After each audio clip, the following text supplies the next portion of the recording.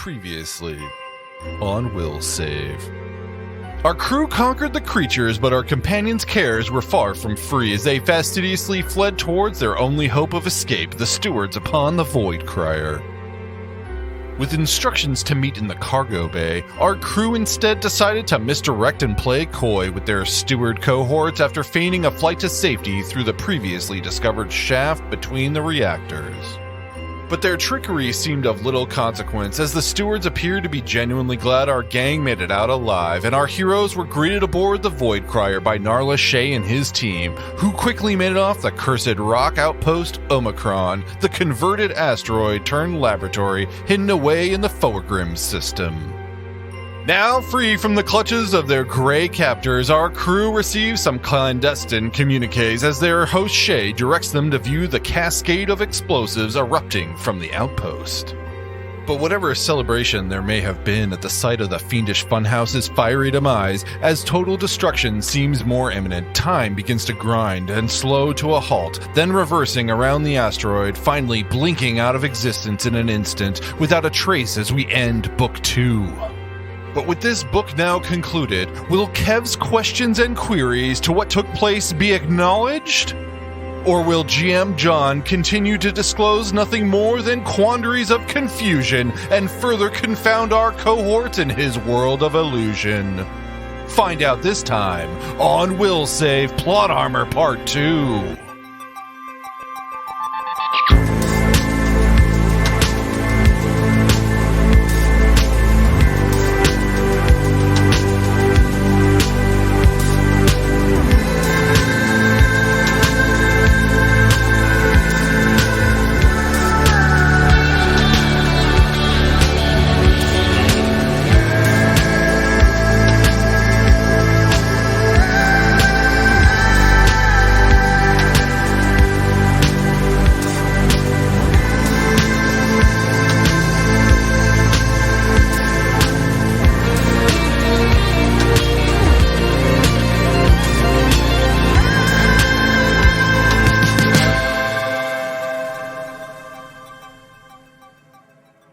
Welcome to Plot Armor, the episode that you've been waiting for, the episode behind the episode where secrets abound. Maybe they get revealed, maybe they don't.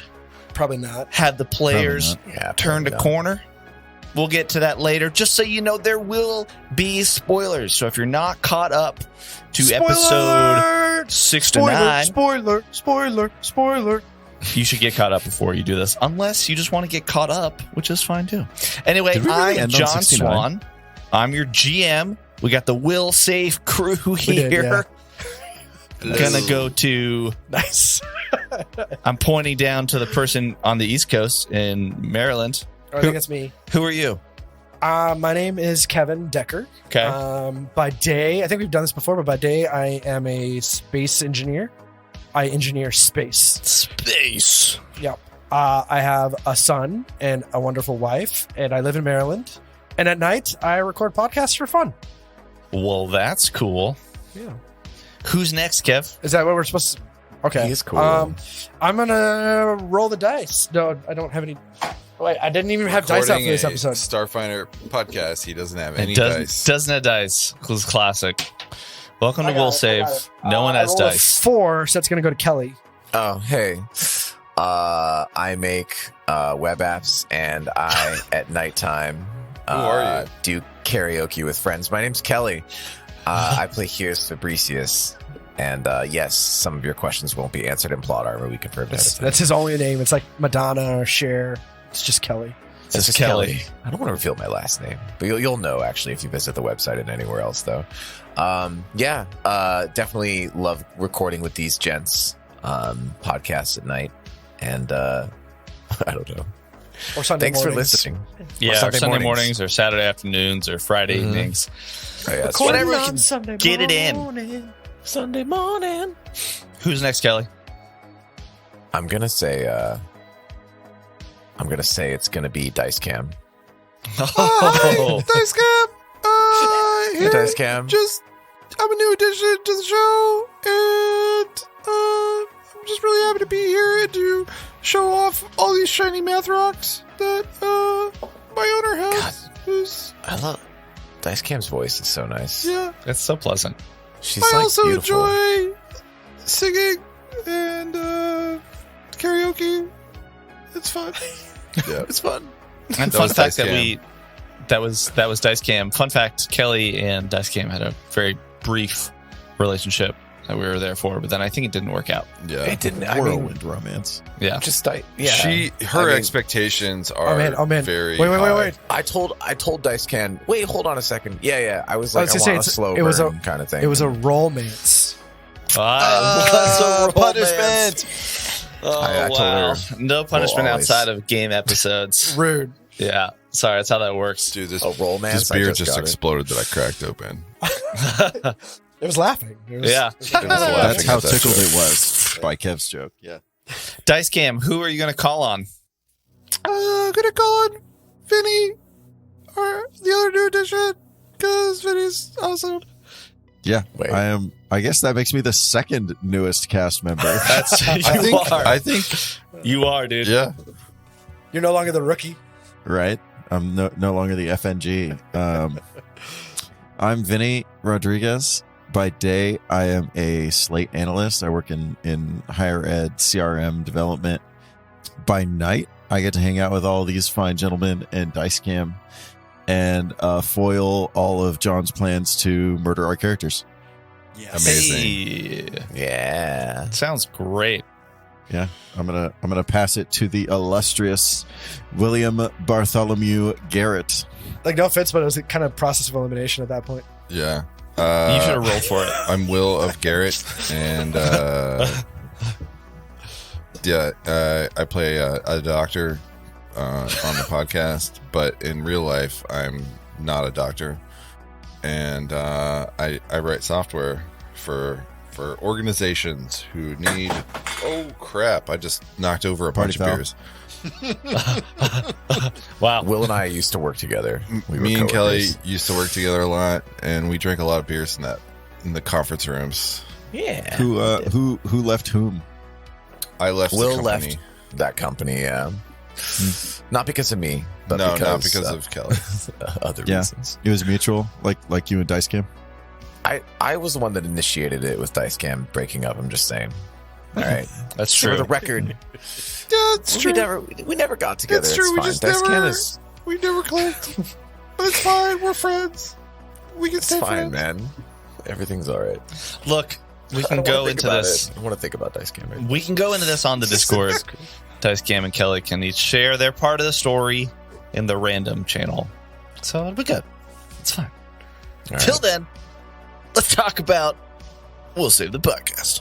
But first, save. We'll save. We'll say. We'll save. We'll Save.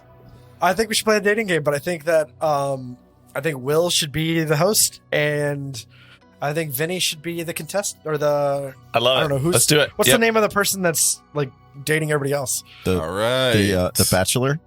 The Or- Bachelor, Bachelorette. Okay, Your choice. so for me and for our listening audience, how does this work? So Will be the host, and then the Bachelorette will be the Bachelorette, and then there will be 3 contestants. And the whole thing is that each contestant, Will was going to be texting us what our characters actually are, and we act those out. And it's up to the Bachelor or Bachelorette to determine who we are and answer by the time we are done with the game. All right. So Got it. I'm going to be okay. Coming up with things for your characters that I am going to privately for the listeners at home. I am furiously typing away at giving a tidbit of information for our contestants to then improv from. Here we go. Also, while he's thinking, I will jump in and say I think that just want to extol the virtue of some improv games in your group, because I think it really helps bring about a sense of working together as a group, yes-anding, all buying into the same scenario, the same scene, being creative. I think it's really fun to do before your games. It's a great way to just kind of loosen up your creativity, have fun, work on those skills. You can talk about like how to react to each other and build, the creativity in the world that you're all buying in. Obviously, I'm not an expert, but I think you should do it if you're at home listening. I don't want to get too serious with this, but in reality, an improv class, I highly recommend an improv class just for anybody and everybody, because it'll help you. It'll help you with public speaking. It'll help you with confidence, socializing, everything. Confidence. There's all sorts of games that you play, but like in reality, those games are what we do on a daily basis with everybody. Whenever you're talking to a stranger, whenever you're talking to even your friends and your partners and your spouse, those social skills you're using, that's all improv actually is. Mm-hmm. It's just that we like to also apply voices and make it fun. Yeah. But the role that you come up with in the games, you also play roles in your life, right? So those improv skills apply to any role that you may play. That's one of the hardest games I ever played, and I forget exact rules on it, but it was all about like you either are lifting the person or lowering them in that conversation. Like you're either talking up or talking down to somebody, and the goal is to actually be the higher person by the end of the game. So you're constantly like giving or taking, and then it's like, okay, stop, and like whoever had that upper hand at the end of the game. But like it gets very serious, and some of those like sentences can come in real heavy, and you're like, ouch, that hurt. We should play that game in a safe context. I'll look up the rules on it. I've got an improv book somewhere. Will, are we ready? We are, I believe, ready. Ladies and gentlemen, welcome to another exciting episode of the dating game. We have our eligible bachelorette. I'm going to call her... What's her name? Wilhelmina. Wilhelmina, introduce yourself to our contestants, to the eligible bachelors. Hello, I'm Wilhelmina. I like reading novels and long walks on the beach with my 15 cats. Oh no. And my mom. Amazing. Bachelor number 1, I'm just looking at my screen. I believe your name is Kelvin. Hey, I know we're doing this remotely, and that's great. But like, is there any way we can wrap this up kind of quick?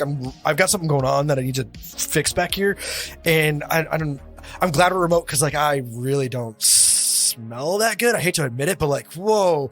It's not me, I swear. Like, I'm normally a very clean person, but like we're having a lot of issues here. So if we can just, tell me if you're gonna take me or not, and then I can call it. Otherwise, I gotta go. An approach that sometimes works. I like. Wilhelmina, question. I guess you may wish to ask. All of our bachelors maybe the same question over and over, but I think we should move next to Don. Don, what where would you like to take Wilhelmina on a date? Hey, Wilhelmina. Look, I got a thought for you. Pretend you're in the ocean. Okay? Yeah. Okay, pretend the waves are lapping on you. You're getting some salt in your face. Maybe you're like, oh no, there's salt water in my eye. And you're rubbing your eye. And then you open your eye, and what's right there in front of you? Just a bunch of sea monkeys. Like, how fun would that be? Right? I mean, it would just be rad to just be like... Sea monkeys? Yeah, just think about it. There's in my eye? No, well, it could be in your eye. The closer to your eye, the more that you can see their beauty. Sounds I mean, they're handmade. All right, and they're really attractive. They're really great. You're gonna see them and be like, wow, the multitude of colors, the ocean salt spray. Let's do that on our first day. We got some great packages. Just let me know when it comes around to ask you some questions. I got all the answers. Shipping, handling is on me. It's cool. And our final bachelor, Nelly, tell us about what really turns you on, and yeah. You know what I really think that you should do? I think you should come hang out with me and my beautiful bird. Oh, he's so beautiful. His name is Winston. He's great, and he can do everything. And I feel like if you like getting your face sat on by a bird, this is the bird that you want. All right. Honestly, he and I'm going to be honest. If it were up to me, I would be, I wouldn't be here. There's someone I whose affections haven't been returned to me yet, but I feel like we could make something work as long as the bird's involved. All right. You got to like Winston. Keep your cats away from him, by the way. No cats on the dates allowed. So if you want to come and ride on the wings of fury, come with me. Let's do it. Ooh, that sounds like fun. Bachelor number 1. Yeah. If we were to have a weekend together, where would we go? Well, I really, I kind of stay. Me and my people, we kind of stay inside most of the time. Like, I don't think I've seen the sun in the last 14 years. And that's because the apocalypse is going to happen. So we were just prepping for it. I know it hasn't happened yet because we still have satellites, and those things our satellite TV would probably not be working if something did happen. But it could happen any minute. So we're we might have to actually open the hatch because there's definitely a problem with our issues here. So Bachelor number 1, you sound pretty prepared for whatever might happen. Any catastrophes? We were prepared for everything but the backup. Oof. Oof. Yeah, moves right. So oh goodness. Your bunker sounds like it's full of unmentionables. there are things down here. Mm-hmm. I hope you brought your waiters. Bachelor number 2. Yeah. If I was to cook dinner for us, what would you like? It's a really good question. Here, think about this. You seem like you're really good at selling, right? Like you can really just nail it. Like you have this aptitude for bringing yourself and getting, just getting people on board. So what I want to ask you is sell me the dinner that we would have. Sell it to me. I would be serving fried sea monkey. It's great. It's great. With a side of oyster salad. That sounds great. You nailed it. I feel like I'm already eating oyster salad right now as I'm talking to you. It's already in my mouth. It's all in my mustache. And I'm just oyster salad. Just oyster salad all in this. And that's credit to you because you really sold me on it. So let me just go over this. I'm going to take a piece of paper right here, right? And I'm going to take a pen. Bachelor number 2, are you trying to sell me a timeshare? No. Timeshares are for chumps. Okay, so there's really a lot more here that I think that you're missing.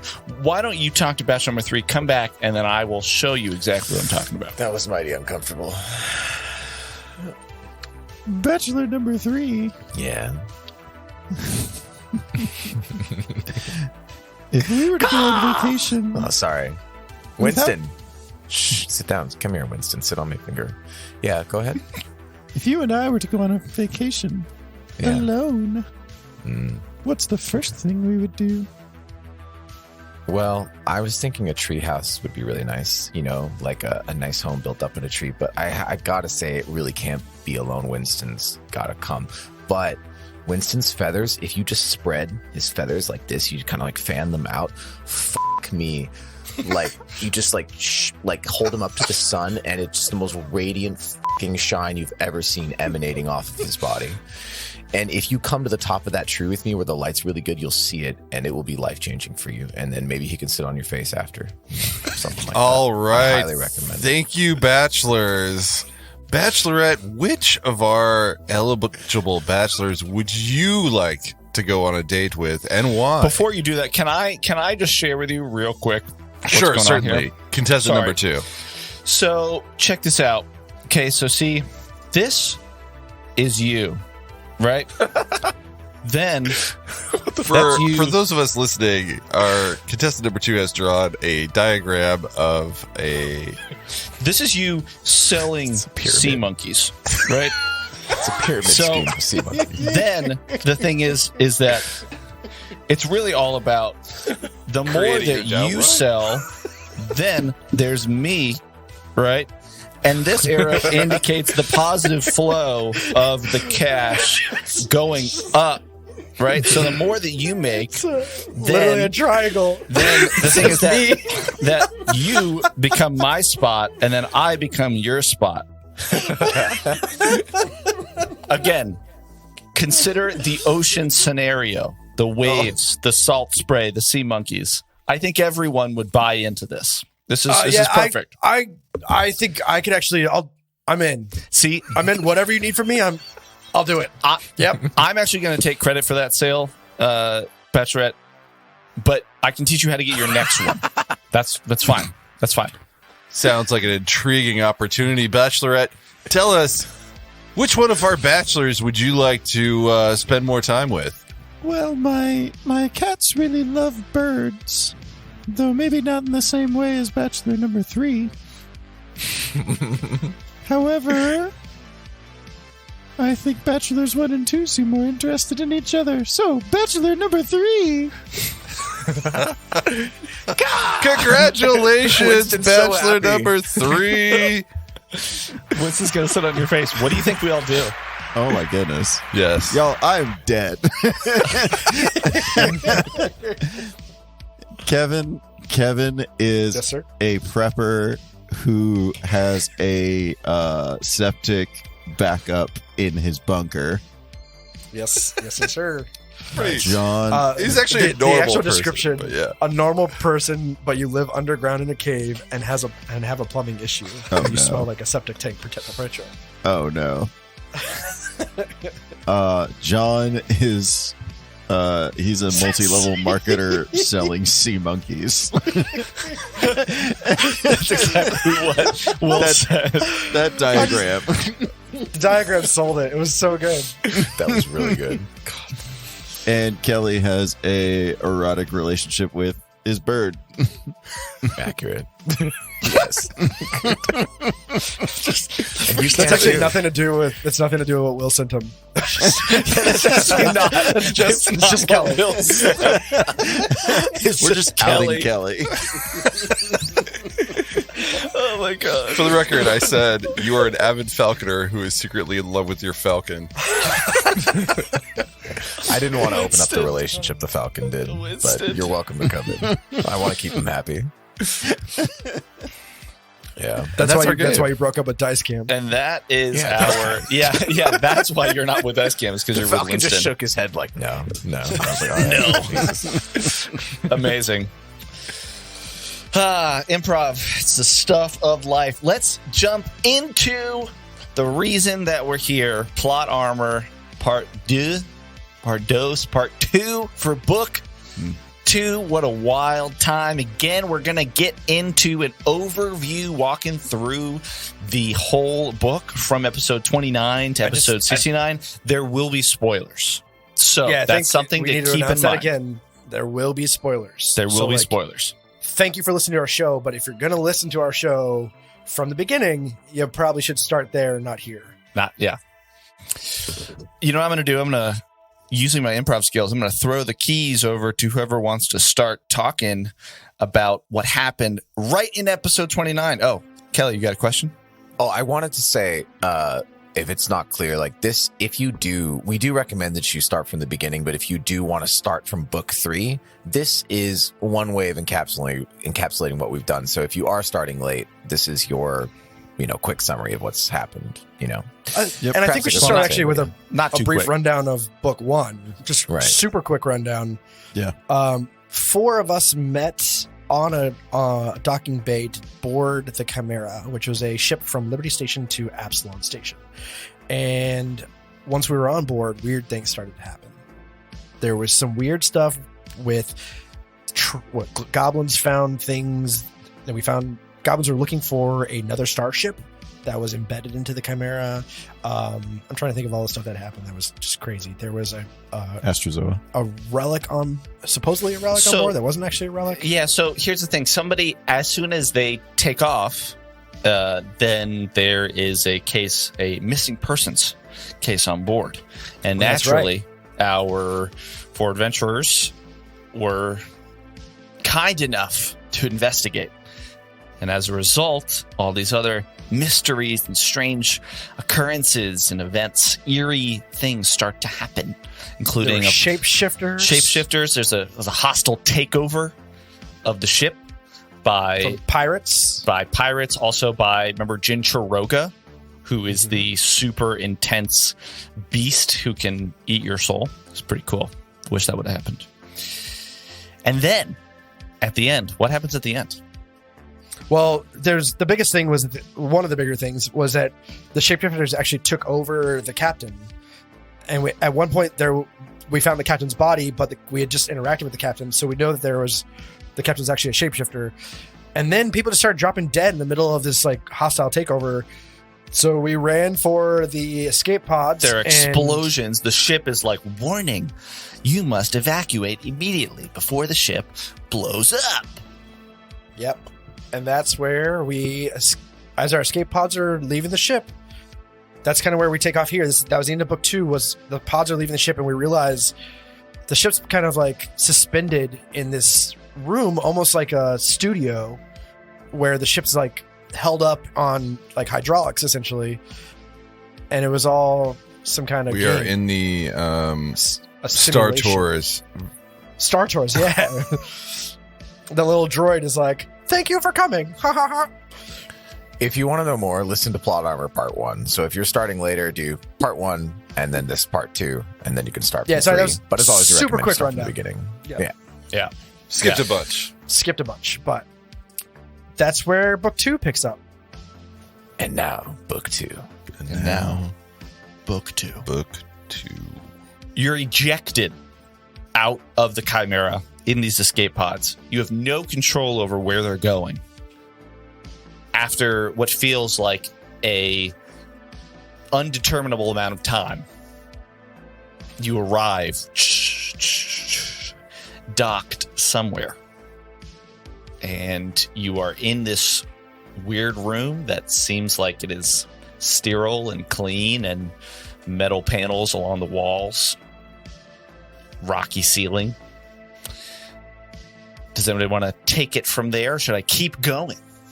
I'm actually curious. I want to point out, Vinnie, again, joined the show on episode, what was it, 65? No, Something 62? like that. 62 sounds 62? right. Yeah. Sorry, I'm terrible. My memory sucks. But thank you again for joining the show. We're really glad to have you. Vinnie was not a part of any of this starting off. So Vinnie, I'd really like to have your perspective as a listener for a lot of this. So, but okay, we can roll back into it. We left those escape pods into that room, and the room had symbols on no doors. It didn't even appear to be a door, right? No, there were doors, but there was a symbol that was flashing on it because it seemed like it was malfunctioning. And so Dr. OK, Nico were trying to hack it and figure it out. Meanwhile, Rick was he realized this is all some kind of, I don't know, simulation or show or something. So he was actually trying to get back out the escape pod. And he ended up throwing a grenade out and causing a lot of trouble there. So to refresh my memory, because I went back and started listening at 29 this morning, but I didn't listen to the end of 28. As the escape pods are leaving, is the ship still intact, or I seem to remember it blowing up? So you should definitely go back and listen to the end of 28.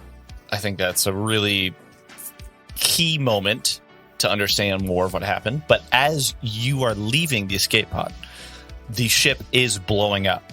And it's actually one of the final huge explosions that you feel right before you kind of rocket off into darkness. So, to your best bet, the Chimera is no more.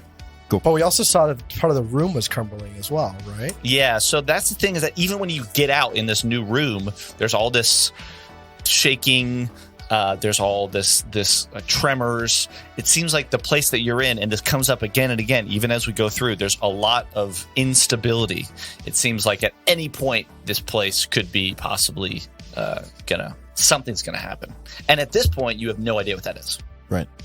Well, like as a listener, I think it was really a neat way to create some unsettling in the story. Like I in particular felt just as off kilter as I imagine you guys did. As I was gonna say, it was definitely unsettling for us as players. Yeah, it was. Yeah. So you're in that room. I'm gonna keep going and then if you have questions or things you want to talk about, we can stop. But you fight some like flying saucer robots that you identify as security robots that come through this iris door in the ceiling, and those are pretty easy to take down. You're able to get out of there into this next room, and this next room is weird because you realize that there are all these fans on the sides of the room, these giant fans, and then there are nozzles at the top of the room, and you realize that this is some sort of sanitation room. So it seems like whatever comes out of the room that you were just into this room always needs to be sanitized. And you're able to actually, if I remember right, you're able to identify that and turn off the whole program before it even happens. I believe Nico actually used his sword to cut through the fan blades and actually turn those off from that perspective. But there was also the spray or something that I believe Heerz was able to hack. Yeah, Heerz and Dr. OK, I think between the panel on one wall and panel on the other, because I think you also realized that the doors were going to shut at the same time. Yeah. It's meant to keep you in there. Yep. Yeah. Yep. Is there any information on what is supposed to come through this room, or is it too revelatory? I wouldn't say it's too revelatory. I think it seems like the escape pods leave the Chimera. They come to this clearly designed place for these escape pods to come into, and then everything that leaves those escape pods comes into the sanitation room. Yeah, I'm still convinced that the escape pods are just on a cable. Yep. They just slide down right into the spots where they're supposed to, because they all evenly fit side by side. And so they weren't jettisoned. They were just they released. weren't SpaceX. Yeah. I feel like you'll see why as we talk about it more, that it seems to me kind of like just a board game that we're walking through. And I think it's a proving ground for a facility in which they harvest the brains. The abilities and the they take people specimens and they attempt to engineer new things from them, our in later episodes are Keshti friend and well, we haven't even gotten there yet. Yeah, no, I don't want to look. This is all it's all tied together, right? All of it's evidentiary, and so the sanitation protocol would be now we have to make sure that we don't contaminate all of our other specimens. Yep. So weird. I could see that, the convenient placement of enemies and room environments and stuff. But yeah, go ahead. Let's continue, I guess. Well, so from there is when you get into this capital they, right? Because this third room you go into is this computer hub area with doors on either side. And that's where you see for the first time confirmed these other creatures, the only other creatures that you've seen since being on the Chimera. And they are dead greys. And greys. And all the computers were actually smaller, because greys are a small creature, so all the computers were smaller than medium size. And when we say gray too, I mean gray is if you think of a stereotypical small gray petite alien in pop culture here, I mean in the packed worlds, grays I think inhabit a lot of the same space in our culture, where it's kind of emphasis on space.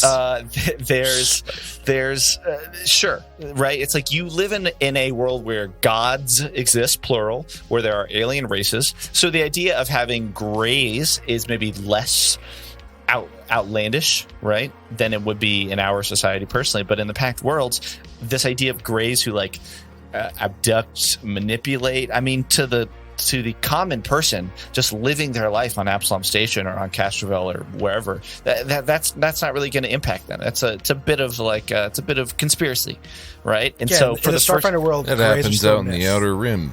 yeah, that's never going to If at come all. here. So for you to walk in and there are 3 of them dead with holes blown in the back of their head, you're like, what? It's crazy. But about that same time, John drops the first flashback. Yes. So the flashback was Marcus, the Australian. No, it's English. He's English. Same thing. Then there was a Sheeran and possibly Captain Ramim sitting down at a table in a dining area on the Segesta. Is that correct? Yeah. Which Talking. is a Starliner in the Drift, and they're talking. Seems like some tense negotiations, a little bit of a... I have a theory about these flashbacks, but I don't know if I should save it. I think you should, note it for the very end. Once we get through all the flashbacks. I was going to ask for John to like just go over all the flashbacks kind of in series, but The biggest thing about this flashback is that you start out in one of the fancy conference rooms on the Segesta. so he confirms it's a flashback. not like- You said it, and I'm going along with your language. Oh, I don't think okay. it's a flashback. So Well, it kind of is, but it's not it's not like our flashback, right? it is during this time that both Marcus and the Sheeran, right, are called away because there's some sort of a food fight in the dining hall. And as I go in, it seems like the food fight is between both of their children. Yeah, Marcus's 2 boys And the Sheeran's one boy. Sheeran. Yeah. And it's at that time that we kind of pan over to the Sheeran being put to bed by their mother. And it's at that time that Sheeran can't sleep. He's looking out, trying to count the colors in the drift as the Segesta is cruising through the drift. And it's around that time that as soon as their mother leaves, and their mother acting a little weird, but maybe it's just the negotiations. Sheeran's trying to get to sleep, the young Sheeran boy. Is just thinking, I want to go to sleep, wish I could stay up. And then in the closet, there are these dark eyes that are reflecting the colors of the drift. And the Sheeran hears a voice in their head saying that they can go to sleep. And then it's just like black. Odd. Very odd. So we now know that was a gray. Probably a gray in the closet. It was looking That's out, where grays like to stay. and we saw all the reflective black eyes of this creature as well, right? In that quote unquote flashback. Yeah. Yeah. Creepiest moment for me was that moment for sure. Yeah. I know there was a whole debate about like, can black eyes be seen in the darkness? Well, They're but glossy enough. maybe. yeah, they're it's glossy like a because light the source. light of the drift Freaking is great. bouncing off them. Anyway, so that's that first flashback, as Kev calls it. Bam. Yes. Yeah, I don't think it's a flashback. So you guys then start to coming back to the computer hub that you're in. You start to explore the rooms. You go to the southern door, and from there, there's a little corridor. Seems like, again, this area is very technical space. This is when you start to see that there's a lot of diagrams and drawings on the wall that would indicate the way that pipes are run. It seems like just the overall design of the place is very technical, like a lab. And it's confirmed when you go into this first room, where you find a couple things. You fight this weird experimental troll polyp blob, and which will give some context to what's going on in the future. So, Yeah. Before we get to that, Yeah. there was some hacking going on, Ah, good point. There was some hacking. and I distinctly remember like there was a moment when Nico was like trying to hack into one particular module, rolls a 20, everyone helps him, and still, like, it's the old Picard quote, you can do everything right and still fail. Yeah. Like that, that as a listener was like, oh, we're in the big leagues now. Which we pulled those modules, right? We pulled 2 or 3 of them. Yeah, we out did. of the 4. Yeah. We pulled 2 successfully, I think. In There fact, there were 4, and I think there were the one that One you was failed. destroyed. Yeah, one that Yeah. one that you failed was destroyed. The other 3 you were able to pull, and I think they were bricked, but you could like Repair could them. Do we still rework have them those? later. I think you do. Yeah. So we should revisit that in book 3. Yeah, now that we have Rick, maybe some. Well, we'll get to that, but we're outside of this facility. Maybe we can get more detail. Are we though? Ooh, God, I hope Good so. Or at least we're question. outside Dun, of dun, one facility dun. inside of the other facility. Who knows? Facilityception. Facilityception, yeah, Facilityception. Yeah. So before we get there, so you're in this lab. You fight this weird, gooey, gross experimental troll polyp thing. you call it a polyp, which then secures the fact that it was related to the final boss. It was exactly the same thing that you then saw in that fight, but we'll get there. So, so you're going through. Don't forget that you also found these like big glass containers that were broken, right? And they had this weird goo in them, and one of them They're had like the face. vats, right? Yeah, and one of them had a face that you thought looked like Crush Casbah, the shock radio broadcaster, and it was Forgot about a that, little yeah. like that was weird. Then you also find a pretty cool weapon, the living transmutation matrix, which allows it is a weapon that can change from one specific type of weapon to another type of weapon, as long as you imprint blueprints into the weapon. Pretty cool. Which was reflected in the data modules. Yep. So that was the key, and I appreciate you bringing that up, because those data modules kind of gave you a little bit of a preview of what was going to be in the rooms, and then it seems like, oh, okay, this is a central hub for some sort of experiments that are going on in all of these rooms. And one other thing I'll note is that I remember, I think it was Nico who was first interacting with the computer, and that's when you realize that there's this whole telepathic element to interfacing with the computers that these grays have. So it's a level of sophistication and technology, one, reinforced by the intensity, by the high DC to get into this module, and then 2, reinforced by the fact that this is like nothing you've seen before. Again, you know about telepathy, but the idea that you have to use telepathy in order to access all of your computers instead of manually in an analog way doing it is certainly new. Yeah. And 2 things about that was I found the notes. We had a total of 37 for that hack, and we still failed by more than 5, which allowed the module to be really erased. The other thing is that Nico is actually having a really hard time, almost like a transition of his own when that happened. It was reaching into his mind, and he was like connecting with these computers in a way that Awakened didn't make something. sense. Yeah. He was changing. Yeah. It was certainly a trying time, I think, for everybody. I remember, Rick, you were not as interested in the computers. I know Dr. OK and Heerz you were helping, you were very involved. And so it started to really bring out some dynamics to the party that maybe weren't there before or were changing. After going through one intense scenario, now you're in a place where you can't relax. You're in a place where you really have to kind of fight for your life in a lot of this. that was a big difference between book 1 and 2. Was like book 2 was constantly pretty much combat and like crazy situations, where book 1 we had a lot more freedom to kind of take a break, go That's true. around, interview people. Totally different. Yeah. I think there's a little difference. I think one of the bigger differences between book 1 and book 2 is book 1 had like this invisible timeline, because it was like things were happening, but we didn't know it. Where book 2 was like, we know we're going to explode at some point, and we can't take a break. We got to just get out of here. Yeah. And then we debated, like, should we sleep? Should we not sleep? For that reason. Yeah. We gambled on sleeping, which I think ended up being good, because we would have died. Yeah, Probably otherwise. And we'll get to that, because I think you rested very soon after this first experimental lab, Yeah. because you go into the next room over, And that's where you've seen, to date, the only living gray that you've seen. Yeah. And it's in this room that the gray is at a console. Very arrogant.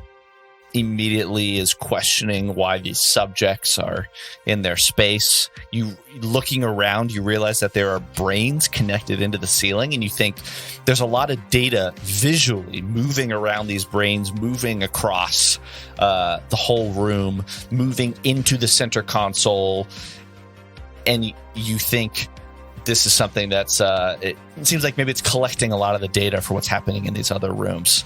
And the gray, who I think you found out their name because Nico heard it in his head. Yeah, Nico got the name Xtiomi in their head.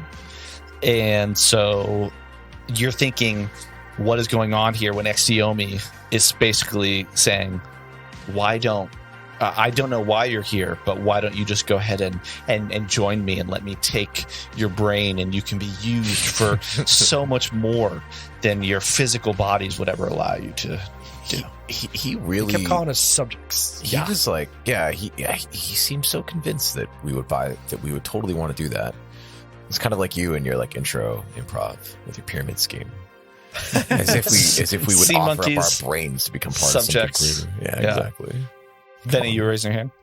No, I was gonna like that. The moment he made the offer, just like was role played so well. Like it was a foregone conclusion. Why would they ever not offer their brain up to advance the Gray's cause? But also like zero context for what was going to happen. So it was really interesting to see that crossroads and how the character stepped through it. Yeah, I think he also had a bit of a short fuse.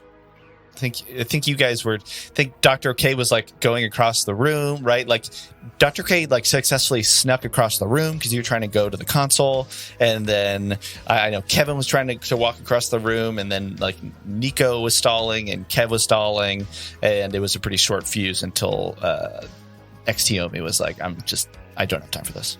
Well, did Xtiomi know that this place was about to blow up? I feel like he wouldn't be so calm and. You know what I mean? Like, he has this huge experimental database of brains. He must have Enamored known, right? by his research to the point where he ignored all other warnings within the facility. Definitely. I mean, I Or think. was it not blowing up at that time?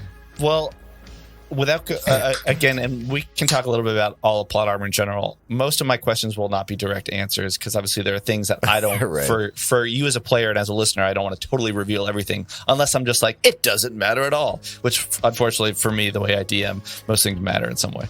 So I won't ever like totally do it, but I will say it seems like it makes sense that Xtiomi didn't really care. The other Greys seemed like they were dead, but Xtiomi wasn't. So no one was like, hey, Xtiomi, stop drinking your coffee. There's something going on. So maybe Xtiomi felt the vibrations, maybe heard something, right? Was like aware, but like the data foundry didn't stop working. Things are working. Yeah, still got a job to do. Still enjoying Someone else's using these problem to brains. fix the alarms that are going off. Yeah. He was a slave to the Prime Directive. Yeah. Ew. Heyo. And then Xtiomi, unfortunately, had some. I will say Xtiomi had some cool spells that I think were in rounds 1 and 2. I was having you guys like make the rolls for it, but you guys passed because you're capable adventurers and capable heroes, and you passed. So unfortunately, it wasn't as cool for me, but it was still an awesome battle. I thought because you're fighting a Gray again, literally in like game time, probably. Maybe all of 10, 15, 20 minutes ago, you see dead Greys, and then half an hour later, you're like, I'm talking to a Gray who like wants to take my brain. Like that would be like me walking out of this room right now and seeing dead Greys like in my apartment, and then walking upstairs and talking to a Gray. I'd be like, what the hell? Yeah, like they exist in the game, but like they don't exist. People don't realize these things are real. They think it's all some kind of like they think it's children stories or weird crazy science that nobody understands. I think it's interesting, just as a side note, that this idea that it doesn't matter how advanced or where you are as a civilization or a society, there are still things that are accepted as normal, and there are things that are not normal. So it doesn't matter how advanced you are. There are still things that you will be like, it's not going to happen. There's no way. There's no way it's going to happen. Right? So we start going from there. You finish the fight. You're like, you know what? Let's go into the next room and keep going. And I'll let Kev in 1 minute tell me why that was his favorite part of book 2. Oh my god, I hated it. That I don't even remember like the rolls on it, but like it was a Grey Bounder. And a Grey Bounder is a feral Grey that we learned about. It was a ravaged wild dog version of Greys that had an uncanny ability to strike us and could not be hit at all. So we very quickly decided to retreat because Rick was almost killed and I think somebody else got knocked down pretty hard. So we backed out and decided to go find another route. And the other route we ran into a feral ooze. You ran into a ferromagnetic ooze. Yeah. Yeah. Ferrofluid ooze. Pharaoh, not feral. Yeah, Pharaoh. not feral. And you fight that. Derived from Ferris. Yes. Yes. The god of iron. The creator God of the wheel. iron. Also known as Iron Man. So here's Also, the thing. a Ferris wheel is an arrangement of 8 Ferris atoms. So this is good to know. I did not know that. It's good to know. That's awesome. It's a One thing joke. that I wanted to Ferris add, you wheel. go then into this room where immediately, as soon as you cross the threshold into the room, you get this sense of fear and despair and dread in your entire being. And it's at that point that you're attacked by, what is this, Bolita? It's like an insectoid. And you think that they are probably under the influence of this fear. So I forget who it was. Somebody found out that there's this that there are probably loudspeakers. I think it was either Dr. K or Heerz who crossed to the other side of the room, or I think it was Rick actually. Rick walked in with his hands up, because he realized there was something going on with this Bolita that was not normal. yeah. And he was trying to convince the Bolita, like, hey, don't attack us. And that's when he noticed the speakers in the room and made that connection of this is some kind of sonic vibration that's causing fear. Yeah. So we all took turns taking out the speakers and we tried not to fight the Bolita. But as soon as that sound stopped, the Bolita perished. Falls to the ground and then dies in Rick's arms. I think, yeah, Rick had a really hard time with that because, like, it was the first time, like, we knew that the Bolita was not a hostile. It was forced into that. But at the same time, it was the first non-quote-unquote combatant that we met off of the Chimera. It was the first time we didn't run into something that was trying to kill us in these rooms, at least openly. Yep. And he realized that Bolita was just a victim, much like we are. Yep. In that case. Yep. You leave that room. It's a tragic episode. You leave that room, go into the last room that you know is there before you think you have to go back to the room with the Grey Bounder. And you're in this room that was clearly evacuated. There's almost nothing in this room except for this giant set of ice that is filling up this huge notch crack in the wall and the ceiling. And I think it was there that you also felt a sense of, like, that's when you put 2 and 2 together, that you had a module about an experimental weapons lab, you had a module about this fear frequency, and then you had a module about this some sort of like messing with biology. And you got this sense that there was like demonic things going on there. There was a lot of like horrible things that have been happening in that room, but there's nothing else in the room. Are we allowed to now know what that ice is, or is this? Yeah, gonna be can you tell us more about that, or are you going to screw try you to guys. keep this a secret? That's a really good question. So, I mean, if you think about it, that ice seemed like it was some sort of emergency sealant. I think if you had like gone through it. I think we figured that at the time. Yeah. So it seemed, so again, when you're thinking about now, what you know now about like the bombardment on this place, on Omicron, then you think that maybe that affected that room. Things were then pulled out of the room, sucked out, and then that sealant held everything up. The supernatural evil from this extraplanar magic is what you think maybe there was something going on here. And I think that was when you were thinking that what I'll tell you is that it seems like maybe this had something to do with this creation of this troll and some other things that were going on with it. So maybe that magic and that work was starting in this room. Okay. Yeah. Interesting. Yeah. Was there anything we could have done in that room that would have activated something? Or like, we talked about like thawing the ice.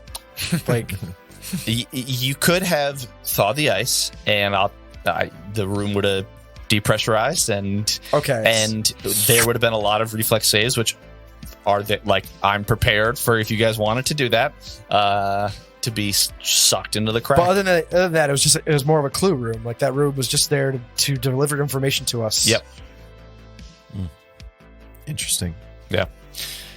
So I feel like because if you think about the chimera, like as an object, it's a collection of other animals and using all of their best attributes to make a new thing, right?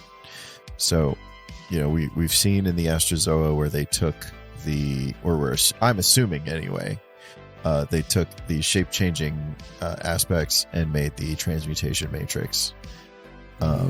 They've somehow created sound to make fear, which we'll talk about, I guess, later in their telepathic alarms. But like, what did they need from the Belita?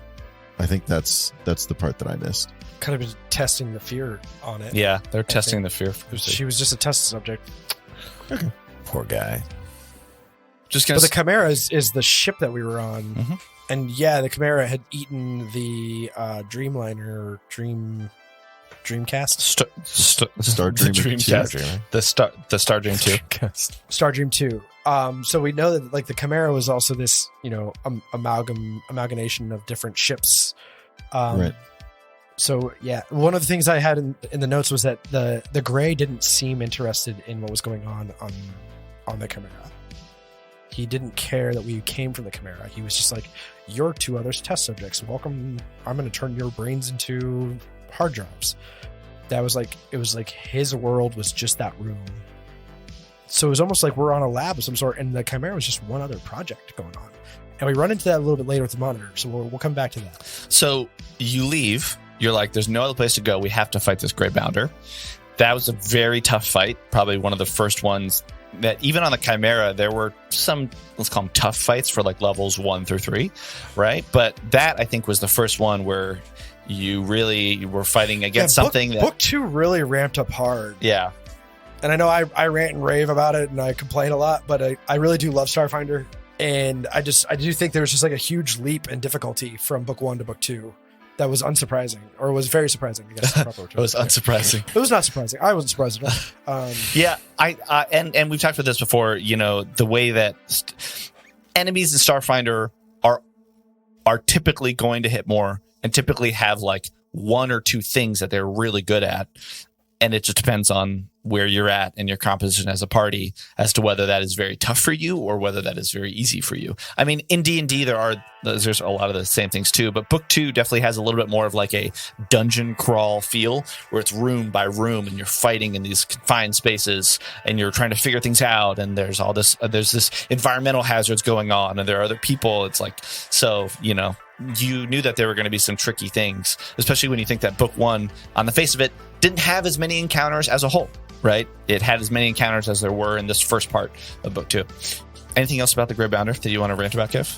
Now that you've had some time to cool off. No, that was just I think that fight really caught me off guard. I think caught all of us off guard because we didn't realize it had the ability to phase, and it phased into the room. We're like, oh, shut the door and it'll protect us. But then it just crawled through the door and ended up right in between the all of us. second time, Such an OP creature. Oh, really very OP. And then I had one of those ultra fails, a critical fail where I threw my axe behind me, and luckily Dr. OK was able to hand it back to me. Thanks. Yeah, that was great. So that was classic. Can we talk about the moment it came through the door for a minute? Sure. I feel like in book 1, even though there were moments of peril, there was always like, oh, we can just go back to our stateroom and rest. Like there was always a home base to feel safe in. And like that was the moment where the entire party was like, okay, cool. There's 4 inches of steel between us and whatever this is. So we have a moment to breathe and to plan and do what we need to. and then it's Here's Johnny. Yeah. And it was a fake comfort because like we did that earlier where we left, we retreated, and we stayed right in that next room and we rested for a full 8 hours. Yeah. And that gray bounder never came through those doors, even though it could have. But we had a false sense of security after that. We're like, oh, we're safe. And so when that thing came through the door after that, we were completely shocked. And it was just like, oh, the gray bounder chose not to come through. Mhm. It wasn't like it couldn't. It just didn't want to. Yep. Yeah.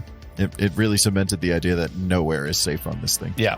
And which is, I think, another juxtaposition to book one, which just as you said, Vinnie, at any point you're like, all right, then I go back and rest and do whatever. And then it really is like, as soon as you leave the Chimera, everything then, like your whole notion of what just happened is like, wait a minute, now I'm questioning everything. And I wasn't questioning anything up until that point. And then now that you're here, you're like, great, it's fine. And again, this book just really drives home this paranoia. Anyway, we'll come to it again. So you finish that fight, then you go and start exploring more labs. You're in this giant space where there's a vending machine that is lit up, and that has all these cola flavors that you know. Rick has this weird supernatural, or not supernatural, just this weird experience with the vending machine. It seems to recall something for him. And you fight a little plush toy. This room was weird because there was less of these like sinister experiments of like fear and captivity, and it seemed like there were all these bobs and bibs and weird little like trinkets and tchotchkes on the floor. There was a vending machine with Shastas in it. Yeah, with like cola on Fantas. it. Yeah, well, with Fanta, Fanta. and Purple a pretty Fanta. a pretty well-known. Well, there, I think that was part of it, is that there was only purple Fanta, which is the least best Fanta. And then you fight this little plush Sheeran toy. The orange Fanta? Get out of here. We should talk about that later. That's ridiculous. Fusion Fizz. A whole other episode. Yeah. Plot Armor Part 2. So Long live Slice. long live Slice. At this point, I think you guys had just rested. Also, thank you for a shout out to Slice. Dude, can we get sponsored by Slice? Of all things to be sponsored by, that would be sweet. so cool. Anyway, so at this point, it's when you guys are resting. You're like, all right, you know what? We should get going. You skip one room that you look in and you think, doesn't seem like there's anything in here. There's... Because we learned that there were two... Each room was marked with telepathically with a creature. Yeah. One was the Oma, which is like a whale-type character. Or a koi, a giant koi. Yeah, one... Well, yeah, like a giant space whale, right? And the other one was called a... Kyokor. Sorry. A Kyokor, which is a giant... And by giant, I mean like gargantuan. It is essentially a like Godzilla planet creature. Destroyer. Yeah. We chose not to go in that room because fuck that. And then you go into the room with the Oma, and that's when you meet this weird little creature it's like a... Okay, so wait, back up, just wait, slow down. Can you tell us what was in the other room? Or are you holding out on The us? Kyokor one. I thought that you looked in the room. I don't even know if we opened the door. I think we like glanced through the window. But That's like, what I'm saying is that I thought you glanced through the window and you saw that there were like some security robots in there. and so we would have fought the security robots, and that was the end of it. Like what? There was nothing special in there that we could have found. I'm not going to say if there's Oh my anything God, special John. that you should have found and you didn't, then it will either come up. You should tell or us in this episode. or it That's the whole won't. point of plot Yeah, or armor. like it was a clue that we'll stumble across later on. Like this is Exactly. my whole thing with What's your whole thing? Well, not to get on a soapbox, but I mean, I like the story as the story, and I don't need to, I mean, I do too, but I want to into know what if possibilities, because I just want to know mechanically. that like is it part was- of this future story. If it's not part of the future story, then yeah, I want to know. But if maybe. not, then yeah. I'll tell you But this. I'll understand. I respect if you don't want to say it, but yeah. When you were saying before that you got this idea suddenly that you're like, oh, the Chimera and everything that happened in that giant room was one thing. Seems like there are other things going on here. You might have found some stuff in there that would hint at other technology and things that the Greys are dabbling in, working on. Makes sense. Okay. Yeah. I'll take that answer. So, because now we can roll into the Oma room. We go into the Oma room and we come across a monitor which is it's 2 rings, and the rings kind of turn into a robot. It's like a ring pyramid, yeah. Pyramid scheme. Tried to Pyramid sell us sea rings. monkeys. Pyramid scheme basically monkeys. is determined to get you as test users to try out these experiments. And it knew there were 4 of us, and so that's a question I do have, and hopefully you can answer. Is like, did it already know that there were 4 of us because it was already chosen, like which 4, or was it just whoever came into that room, the monitor would have chosen? It seems like the monitor's prime directive was to have these experiments figured out. Yeah, ready for whoever came in. Okay, so it wasn't specifically for Dr. OK, Nico, Heerz, and Rick. Right. And what was weird though was, again, some of the experiments were they all had a good thing and they all had a bad thing.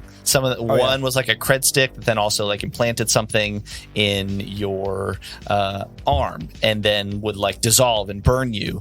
And then there was the glasses that like would allow you to, with the 10th dimension. Yeah, would like allow you to look into the 5th dimension, but then also made you nauseous. And then Dr. OK was able to who didn't want to take it? Rick didn't want to take it. I think it was Dr. K was able to successfully kind of like confuse the monitor a little bit and be With like, the help of Heerz. Telepathically that's right. Interfacing. And basically, I imagine that we DDoSed its sort of decision making. Yes. And then allowed it to rerouted it. To just overflow onto another subject. Yeah.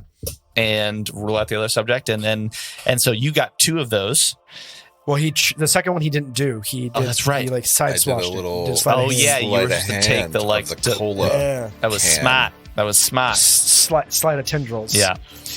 And then that was it. So you all had these weird conditions that I think were interesting in that they're small things. They don't always help you out. They don't always hurt you, but in the right situation, they would, right? You would either get nauseous or you would fail like a certain check, or you would have a penalty or a bonus to a certain check. And I think they really didn't come up until the very end when you were reliving that memory. But I don't think there was ever a situation where anybody did anything and like used that. I think the only one I remember was Heerz. Heerz's thing was like if he failed to roll a natural 1, then he would be teleported 15 feet or something. It was like in a random direction. Yeah, you go through the other dimension back into this one. That actually never came up. Yeah, not yet. And was it until the end of this book, or is that ad infinitum? Is that forever? Like these like you can't answer that. Sorry. I thought there actually was something said.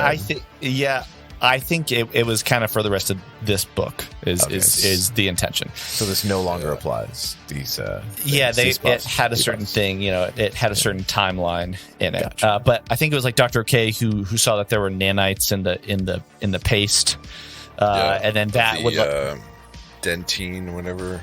Yeah, and it like that lasted for only an hour, right? Which is why nothing ever came from it. So I thought it lasted for the book too. That was the other one that you took, which was the can. That one. Oh, really? Yeah. The can. So I've been having high charisma, and I had all this logic for when I fail. I think like a fortitude or something. Yeah. So if you fail a will save, then a will save. Yeah. You would have that penalty. We probably missed it because there was also the one where if you missed an attack, although this was the one that you didn't actually take, and the penalty was that if you missed an attack, you would have a -1 penalty to attack rolls, perception checks, and anything that takes more than a standard action to complete, which is pretty wild. But you didn't take it. Horrible one. Yeah, and I'm glad I didn't take it. Also, I'm glad I didn't take it either. I'm glad that you didn't take it, and. But again, I think we forgot about it because that's how games are, and you forget about things. But would have hampered your murder in a bit, huh? Just a little. I just wish that I kept the goggles. That's the only regret I have. Yeah, so those vanished into the 5th dimension, right? Yeah. So you couldn't even get them. So cool. So we left the monitor. Yeah, and this is a big thing that happens next. I think what Dr. OK did avoided a combat with the monitor, which we were not prepared for anyways because we just got done fighting everything else. So then we move on and we go through the next door into a long hallway. And in that hallway, at the very end of the hallway, we see 3 green orbs.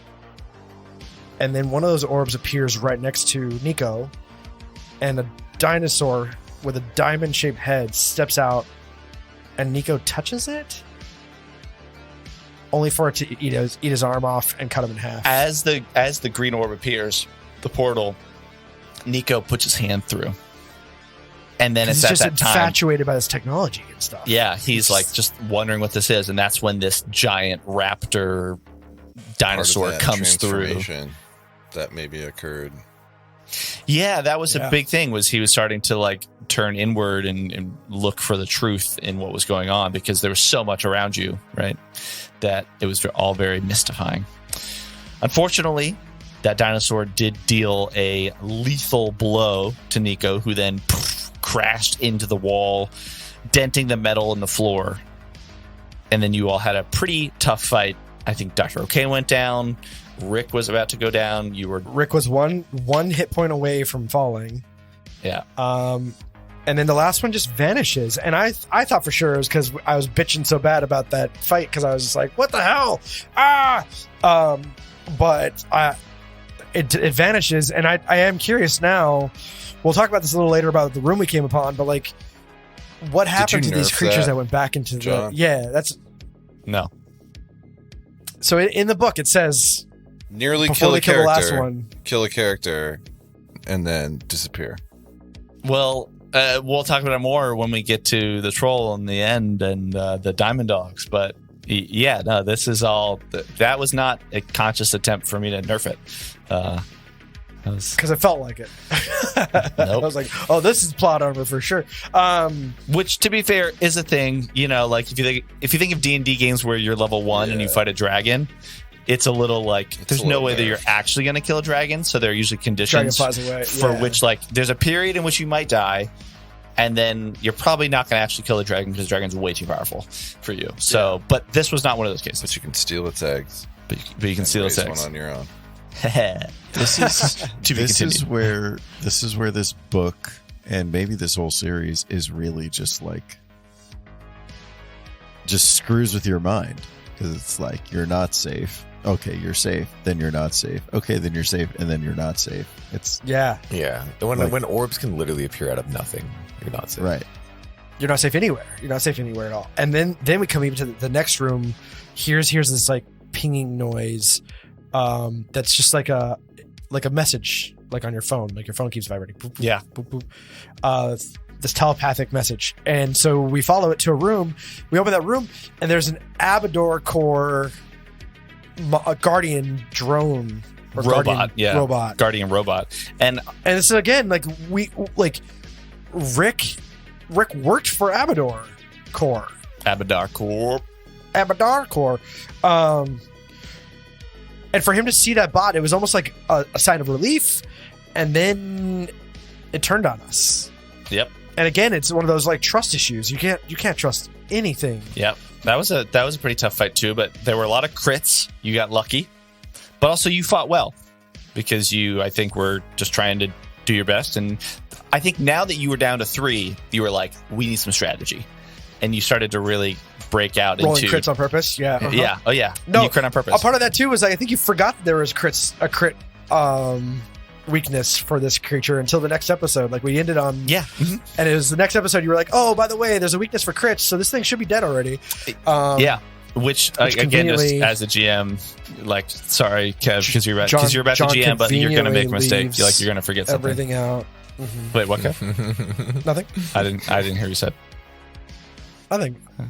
So we killed the bot, and then we answered the call, and the call. Kev's Yeah, going and to it- perform was- as GM duties perfectly, is what he said. I was That's going to say, right. Kev is going to That's be a flawless GM. He's not going to forget a single thing. Oh, yeah.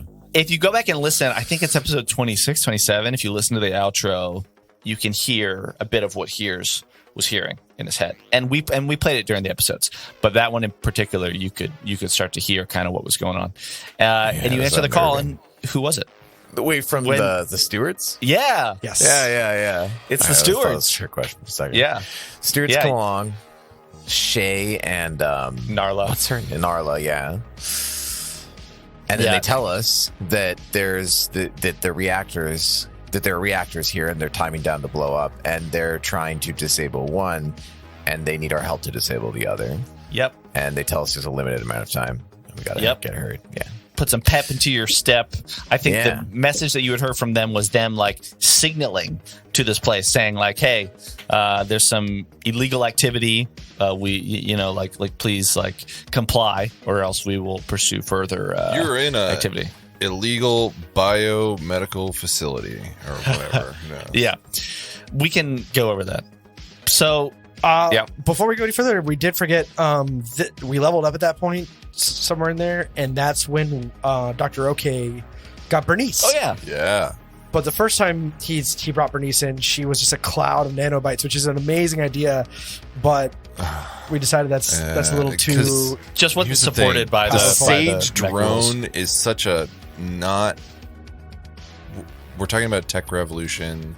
Yeah, it's a tiny drone, which is like It's a less tiny than a foot. drone, and that's fine, and that fits for a briefcase, but it doesn't fit a cloud of nanites, which would have been freaking cool. And I'll be honest, briefcase Bernice is so much better than nanobite Bernice. Yeah, We love her as a briefcase. I know. it's true. I love her too. It's also hilarious to think, like a briefcase with a knife sticking in it. Knife sticking out, which in hindsight is the worst configuration for Bernice to have from a weapon standpoint, because her melee is like terrible. And thank you, Aiden, one of the willing Yeah. for drawing Bernice for us. Yeah, she did great. Beautiful picture. Yep. Amazing. Thanks check for the it out. fan art. It was awesome. The willing art. So this one you find to relax you.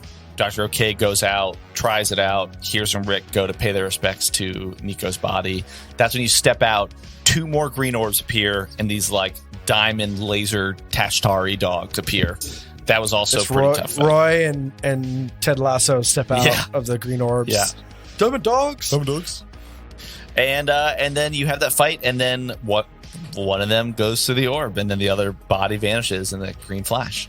Yeah, that fight was also kind of hard, but I think we managed to like figure out one of the weaknesses pretty early on. We're able to take, Also, get the upper hand. Heerz did a cool thing with making that sound in the adjacent hallway To distract, and the kind ghost sound. of pull focus. Yeah, that was cool. We were out of ideas. We tried I was just like, whatever we can do, please. throw every ability we have at every. We went back to D&D days where we're like, we're gonna float a goblin's head. Try and smoke intimidate them, screens and move its lips and try to make it talk Make it and throw a talk. voice. Every fight. every fight.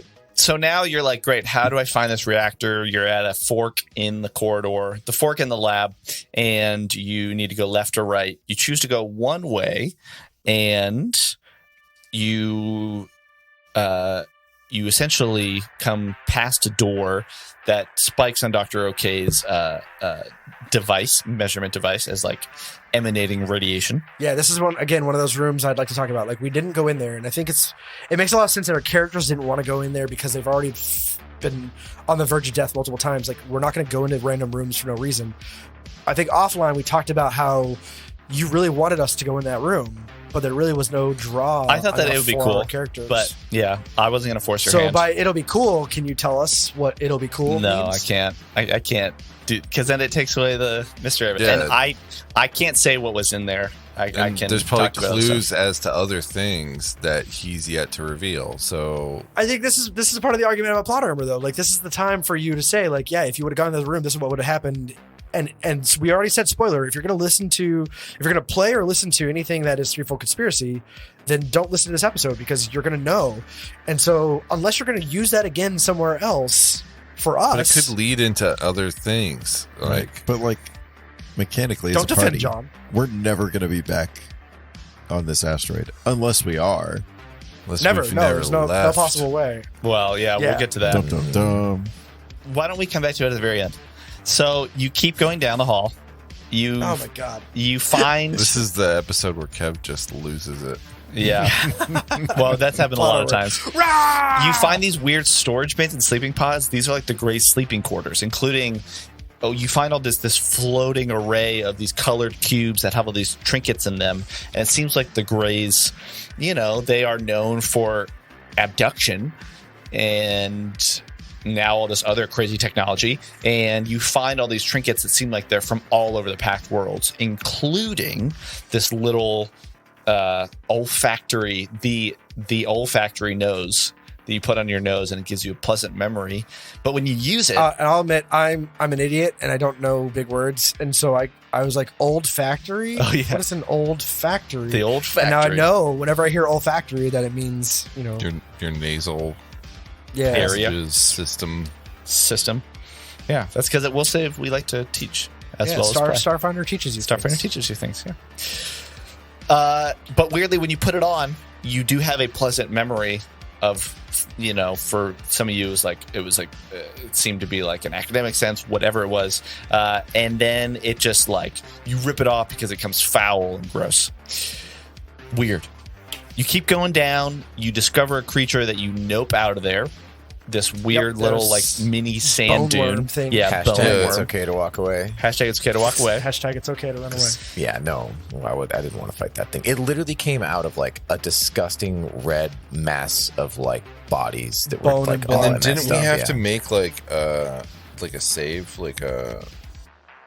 some kind of psychological thing? It was some a will save, wasn't it? psychological effect? Yeah. Yeah, because it seemed like it was trying to really pull your attention and Yeah. be Okay, able a to move. fascinate. Yeah, because- Which veracity, and we knew it was a dead end at least because that door was red and that was the only door, and we weren't going to be able to open that. Yeah. Was that creature based off of Veracinea? It was not a Veracinea. Ooh. No, it seemed like it was, but good connection thought, Yeah. but was not a Veracinea. Yeah. It felt like a flesh golem or something. Yep. What's a Veracinea? Am I just dumb? That was the carnivorous plant where we found The plants. that Yeah, later got come it. back. Yeah. So you go back the way you came because you're like, this is a dead end. And I will say here, there was one room that you skipped, and it's not the one that you're thinking of. There was a doorway that you didn't go in at all. And I'm north going to one? be completely The big honest. Yeah, there was another door that you didn't go in. Because ahead of you was there were two doors off to your right. One of them was kind of partially open, and there were liquids trailing out of it. You didn't go into Yeah, there's that a room one. to the left next to the comm room. There was one to the left that you didn't go in, and I'm just going to tell you, I was worried about that room because the way that the book had it, and I even talked to Jeremy. I looked some things up. I was like, if they go into that room, as a GM, I had a tough decision of TPK moment. I had a TPK moment of if this does not go well, it could I feel like. So it can you could reveal that TPK. to us at all? What did we miss out on? A creature that was very tough that would have tied in, I think, a lot to some of the technology that you notice, right? So again, you saw this fusion fizz can from the monitor had nanites in it and nanocytes, and so that was your first clue that maybe there's something that the Greys were working on with that technology. You skipped the Lab Kyokoro room, maybe you would have found out more about that. You skip this room, maybe you would have found out more about that technology and about some of the creature. I don't want to give it away because maybe something else will come up, but in a sense, all I'm doing is our Grey hosts. Yeah, and all this does is in the future, if you see this kind of technology, it will make you think of that. Because as far as nanites and nanocytes, I also feel while that's not a rare technology, it's probably not something that just day to day you're gonna come Or across something that's made of nanites. In the way it is Exactly. by these Greys. So now it's a standout I in will your say- characters' minds. I'm actually a lot more satisfied with your non-answers than I thought I would be. Okay, good. I also wasn't hoping for you to be satisfied. I just wanted to tell you what I wanted to tell you. I know you were looking to piss me off, but Always. no, I'm not mad. I accept your answers for what they Okay. are.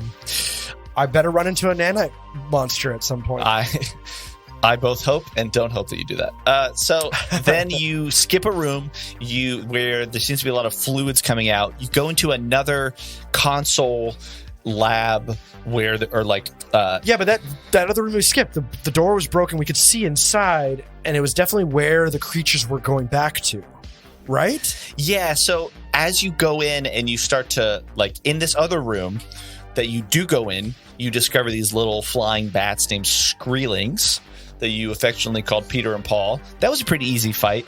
They seem to crawl back. Was it? Because they cheated and they took a bunch of damage on Rick because they got attacks of opportunities for no reason. I don't recall that. I also recall that you made that same mistake at some point in the future. So, anyway. Once, not 4 times in a row. So they go back into this other room, and basically you are looking through the computer, and you think that from gauging like an analysis of the fluids from that room and everything else, it seems like, as you said, that's where a lot of creatures are kept, and they're blood of creatures that you already fought, like the Tashtaris, like the dinosaur raptors. Yeah, so you said there were 4 types of blood in that one mixture that we looked at on the floor. I think Dr. OK analyzed it. You said we fought 3 of them. One was the Diamond Dogs, one was the Dromaeosaurus, whatever Saurus things. Dromaeosaurus. And then the Screelings, I think. Maybe? No? Well, so yeah, you saw that there was blood from the Tashtari. Just read the full list. And not the Screelings, Tashtari, the Dromaeosaurid, and also Troll, and also a Keshti. A Keshti. Okay. And we hadn't run into a Keshti yet. No. Right. So we can assume it would have been Herog's blood? It's a thought. See, and Okay. you didn't go in there. You could look through and see that there are some containment areas. So, and it seems like something broke out of there. That's why the door is ripped off.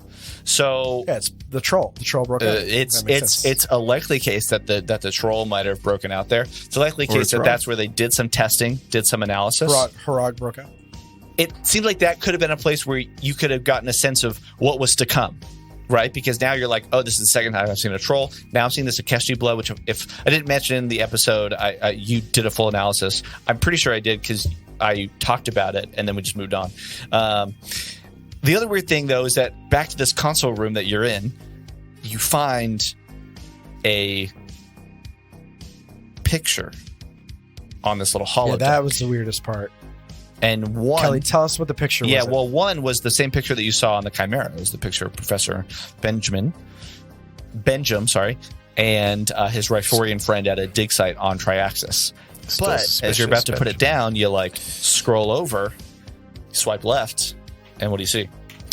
You see Heerz in a business suit, surrounded by a group of people who look at him like he's some kind of cult leader or something. They just like adore Heerz, which is great for me. I enjoy Heerz. So, but it Kelly, was really you weird. didn't know this, right? Like, this is not something in your backstory or something that you know, unless you're keeping secrets. Are from you us. asking? You're asking me my I'm official asking you. lore. Yes. Yeah. You gonna no, answer I or did not answer? Oh, come on, man. Like, okay, all right. No, honestly, I did not know. This is totally, and that's the thing, like, in game too, that's why I was like, look, I swear, like, I don't know what this is because I didn't want any suspicion to arise. You know, I wanted this. And I'm always curious, John, and I'm sure you won't answer it, but like, is this something that Curious, you but inserted? I want to hear no. Yeah. I Well, wanna know this. was it something that you inserted, or is it something that was a part of the book? You had to choose a character, though. Like even the picture of Dr. Benjamin, is that written into the AP, or is that something you're inserting from your own wonderful imagination? I think if I say anything, it's gonna. I can't. I truly. That is one question that I cannot answer. Because if I say anything, I don't know where your mind is going to link and connect to. So I'm not going to say anything. Why does it matter? I just want to know, like, at what point is the AP and what point is John? And I guess you're right, as a player, like, you'd want to blur that line enough that we don't know. Yeah. Which I think because of the question he's successfully doing. Yeah, that's the. Yeah. Stay tuned for Plot Armor at the end of book 14. 6 when we talk about. When I answer all of your questions in full. When John dodges the rest of our questions. Yeah. I still don't Because answer. there's going to be another story. Read the AP now, since you've all seen it. No, Wait, I just love that is the one where I will tell you this was me. This is the book. I will say that, like, I've contacted Jason Keeley on Discord, and he's an amazing dude. And he like asked me like, oh, how did you enjoy? And I forget the name of the book even because I forgot it on purpose. And I was like, is that the name of book 2? Because like John doesn't even tell us the names of the titles of these like short adventures. Yeah. We know Threefold Conspiracy. Yeah. But probably overly so, but I really want to keep the he mystery hides alive. everything from us. Yeah. Everything. I really, John, more than like a typical campaign, I really want to like just have it all be in your heads of like what is going on. Anyway, Kelly. Curious, like just to make sure that I'm answering Kevin's earlier question correctly, the people that were surrounding Heerz, what kind of people were they? Just normal people? Yeah, just all, they were just a bunch of different people. I think A diverse crowd of people. diverse from crowd. Starfinder Okay. universe. They didn't like, oh, Heerz anything, business Heerz anything in particular. Why do they love him so much, John? Can you answer that? They didn't call you sir. They didn't say like, Well, what's that's what I interesting was though is that oh, There's Captain, a gray my in the Captain. crowd too. yeah. So you're looking that's right. for some details, and you think, well, there's enough diverse people here that could be a lot of places, but you're like, I don't know, from like maybe some of the backgrounds seem like from like the what's architecture in the background. You're like, maybe it's like a bigger place, like a full station, maybe like Absalom Station. Then you notice that there's an Oma on the sleeve, and you're like, oh, that's right. This seems like it is maybe not like that seems like a common symbol that you would see on other planets. And then you also see that there's a gray in the crowd who's looking at the camera.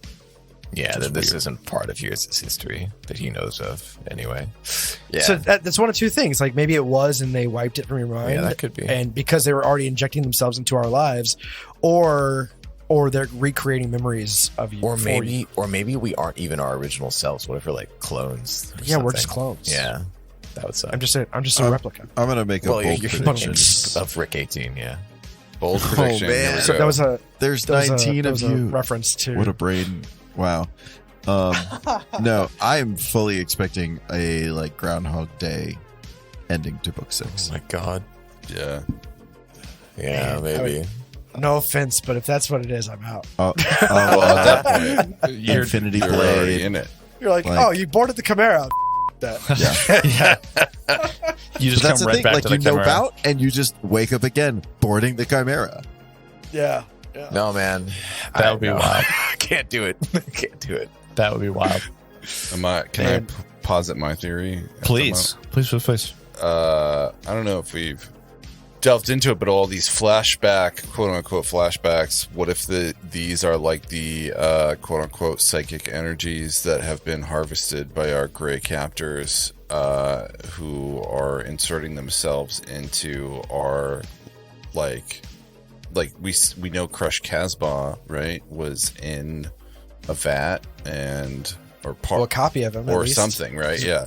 So what if they're trying to manipulate the strings of reality, and the remnants of these flashbacks are the quote unquote mental and psychic energies of the imprisoned and captured foes who they've, or not, I shouldn't say foes, but encaptured souls of those who have fallen victim to our gray. Yeah, I don't. I'd like to say yes to that, but at the same time, like I think it's not. He kept showing us the same characters. It was always the Sheeran and her son Fair. targeted, and so like I think we're gonna run into them at some point. I don't. Yeah. Or we're gonna learn more about. Or them. we're gonna run into their gray copies. Yeah, Oh my God. keep that in mind. Anyways, moving on. Moving So on. there's a ladder down. You find a Um, ladder headed down with some troll blood, and you're like, this must be the way. And Which I'll be honest, because Bernice downloaded the maps, and I think we paid really close attention to the map above us, or the previous map and this map. Did we have a map of the next floor? no, No. Okay. it's a technical Because I was space. like, You didn't man, have it. why didn't we use this map? Yeah. And you go down, you discover that there is another entrance. There's like a little bypass. Bernice found that Bernice on the found that. computer and opened the door. And opened the door. in that tunnel. And you go down there and you're like, what is this? You discover there are motion sensors in this little tiny hallway, right? This little access shaft. And you discover the motion sensors, you trigger them, and then you find out that they're from Shay. That Shay set them. And he's like, these come over to our side where our reactor is. And there's like, I don't know why you're doing this. Like, you should go figure out your reactor. It's kind of weird. I think that's when you first were like, that's when you first started to just think about like the paranoia of the whole book then set in to these people that are helping you, and then you start to second guess them, which I think is the point. And that's of the another book, thing. right? So, like Rick admires the stewards. He trusts the idea of the stewards as a whole. He's very conflicted. I was gonna lack a better term. Like he's a bootlicker. Like, he admires them. He trusts everything they say, and so in this situation, he trusted them completely until this point. He's like, wait, why are they putting these motion sensors? And I think that really broke him down. Though. It kind of makes sense, but at the same time, it doesn't. Like they know, I don't know. And we get back to that in the final episode of like, man, Rick and Kevin both do not trust anything going on anywhere within this campaign. Well, I don't even trust you guys. I think that's the important note, right? Because it based on everything Rick and the party has experienced up to this point, it makes absolute sense to put motion sensors on your back end because you have no protection back there. Yeah. Conversely, Rick trusts nothing he experiences because nothing has shown itself trustworthy. Everything is trying to kill you. Yeah, totally. That's how Heerz feels too. I mean, we're always kind of jumping to the worst possible intent at the moment, Yeah. Heerz is just thinking they just don't want us to go there because we're going to like uncover what they're trying to hide from us. Yeah. So then you go back. You're like, well, I'm not. Well, Heerz goes and looks a little bit, and it does seem like it's another shaft, right? You're like, oh, yeah. Because the stewards had said, like, just from what we've seen, it's like, it seems like there could be a bit of a similar layout situation. I don't know, but like, you'll probably find something similar. You'll find another shaft going down. Then you guys go back. You're like, all right, cool, see you later. You go back down. You're in an even smaller space, and it's in that space that you first look into one room. And you see this figure standing in the room, and you're like, nope, we want to get to the reactor. We're not going to fight this figure in this weird room. We opened a door. The figure didn't move, standing completely stock still, shrouded in shadows. You can't really see too much of it, make anything out. You're like, see ya. Pff, hit the door. Yeah, that was super door shuts. Yeah. But then you go into another hall. And I don't know where Kev went, but this is important because as you walk into the hall, then you realize that this is some sort of observation space because it seems like there's like a big window on one side that you can't really see through, but the light is flickering, and as you walk in, there's this giant creature that charges out, and a Keshti, this huge, jacked, muscular Keshti who charges out and fights you. And what I love is that from the beginning, the first thing that Akeshi did was come out, grab like a chunk of the ceiling or the wall, and throw it, hurl it like overhand at Rick 19. So, before we explore that, can we talk a bit about what Akeshtis are? Sure, please. Cool. Hashtag Starfinder story time for the backstory. Cue the children. This I need to get Liliana to record that. Liliana's my daughter for the listeners. So after 10 to 20 years of adolescence, the Akeshtis begin to rut. They become violent, single-minded, overcome by their urges to fight and to mate. And basically, they will eat and gain new spurs and claws and harden their scales in order to find a partner to mate with. If they find a partner, they mate, fertilizing their clutch of eggs. Then the two partners fight to the death. Their surviving partner will go on to either be a broodminder or a congregant. But in this case, we're talking about an Akeshti Rivener, which is an Akeshti who never finds a mate. They just stay in the voraciously eating, mindlessly violent stage, rampaging throughout Akiton until they are generally hunted down by the rest of the Akeshti society, because they're considered a scourge on Akeshtis at large. Thank you, Vinnie. That was really good. Wow. That was a perfect summary. Well set. I do want to point that out though. Like the Riveners are beyond help. They are past that point of no Normally. return. Normally, Yeah. right. Well, and like the Krog, on the other hand, So was yeah, so when this creature completely came out, cognizant. you first heard them talking, saying, no, you can't make me. I won't go back in there. And then this Rivener comes out.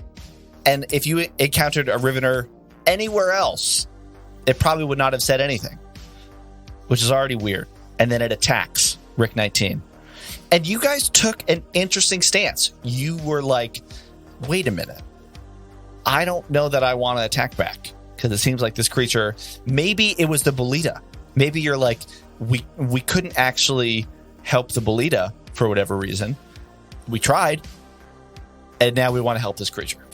I think it was. Well, we even did it with the Skrillings we allowed to leave as well. That's true. Well, all of us but Heerz. I think Heerz was still like, no, I'm going to kill you. Yeah, and then failed melee roll after melee roll after Yeah. melee roll. As Heerz they is not a limped melee out, guy. and you just kept trying to stab them. That was funny. He's Yeah, the that worst. was good. Yeah. It's not fun. But this is true that we did end up wanting to help Frog, but I think we also just wanted not to fight fucking Frog. Yeah, I think that was a big that's what I'll motivation. say. Frog That did was- like that was 13 the points of damage. Contributing factor. Yeah, definitely It's a very big large factor. one. Yeah. But yeah, crazy. you talk to Frog. You're able to calm Frog down and tell and say like, we're in a similar boat. I don't know what happened to you, but we also have Is that experienced hardship. Prescribed in the AP. Yes, there are ways to do that, to help out and try and talk to the creature. No, but like in this AP, does it say if they attempt to do this, allow them to do that at these And then levels or take whatever? them- 15 rolls. Take it to the troll lair. There is language around what happens if you speak with Frog and are able to diffuse the situation. Yeah. But we can't diffuse every situation, right? The AP doesn't allow for diffusing of certain situations, I'm guessing, unless you roll. You Is can it- roll really well, but it's one of those things where it's like it's less about you're unable to, and it's more just that some people aren't going to change their mind. Yeah, they have And it doesn't- strong and I- motivations. Yeah. Makes sense. So I'm prepping to run the next story, and I can tell you from my book that John won't tell you because he's secretive and I'm not as secretive. Ooh, okay. It like each character you run into has a development block after it that basically has triggers and like if this happens, it's if statements. You understand if statements, but No. so Please yeah, explain it to me. No, it's true. Yeah. Also, And- the yeah. else, please. And else if statements, and object And the order if rules. else. And then some switch yeah. statements. I wouldn't say they're object oriented. Yeah. I still don't understand that. it's just the logic that is present at a very first principles level for many things. That if you're just trying to say, if you want some action to occur by some sort of trigger, then you say, well, if this trigger occurs, then these other actions will occur. yeah. Otherwise, or else, this should happen instead. Or you can have an else if. There are lots of other things. But the whole development block, which is true, and all that I'm not doing is going into the full context of the block, but the blocks Paizo does a really good job of writing and giving you context to say, like, if the characters want to do this, here is this creature or NPCs or monster's motivation. Here's how they would typically respond. Yeah, and sometimes it just says they fight to the death no matter what. Because they are, And those are the ones that you will not be able to Right. talk down. And usually when you look at that creature's intelligence or their charisma or what their motivations are, you're like, that makes sense. It's gonna fight to the death. So Right. could we have tamed the laser dogs? They didn't have a high intelligence. Your fear did an effect. I think if you really wanted to, you could have maybe under the circumstances of a crit hit, and then one of them goes down and the other one's like, you know what, I'm out, and just roll some ball bearings down the hallway. There's also usually language for if the leader or if more than this many die, the others will tend to flee. Right. There's this encouragement there for you to explore different methods of combat, because not every combat should just be, hey, here are some monsters, they're going to fight to the death, see you later. It's it needs to be interesting. Right. Anyway, so that's what happens with Frog. You befriend this Akeshi named Frog, who is a former gladiator on a popular Acatonian gladiator show.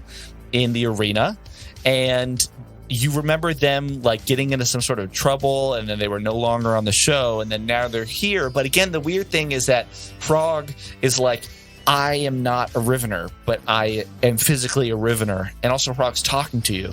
Dr. OK, I think you do some sort of test. You realize that clearly the Greys have been manipulating Frog's basic DNA, basic biological principles to change Frog, which is weird.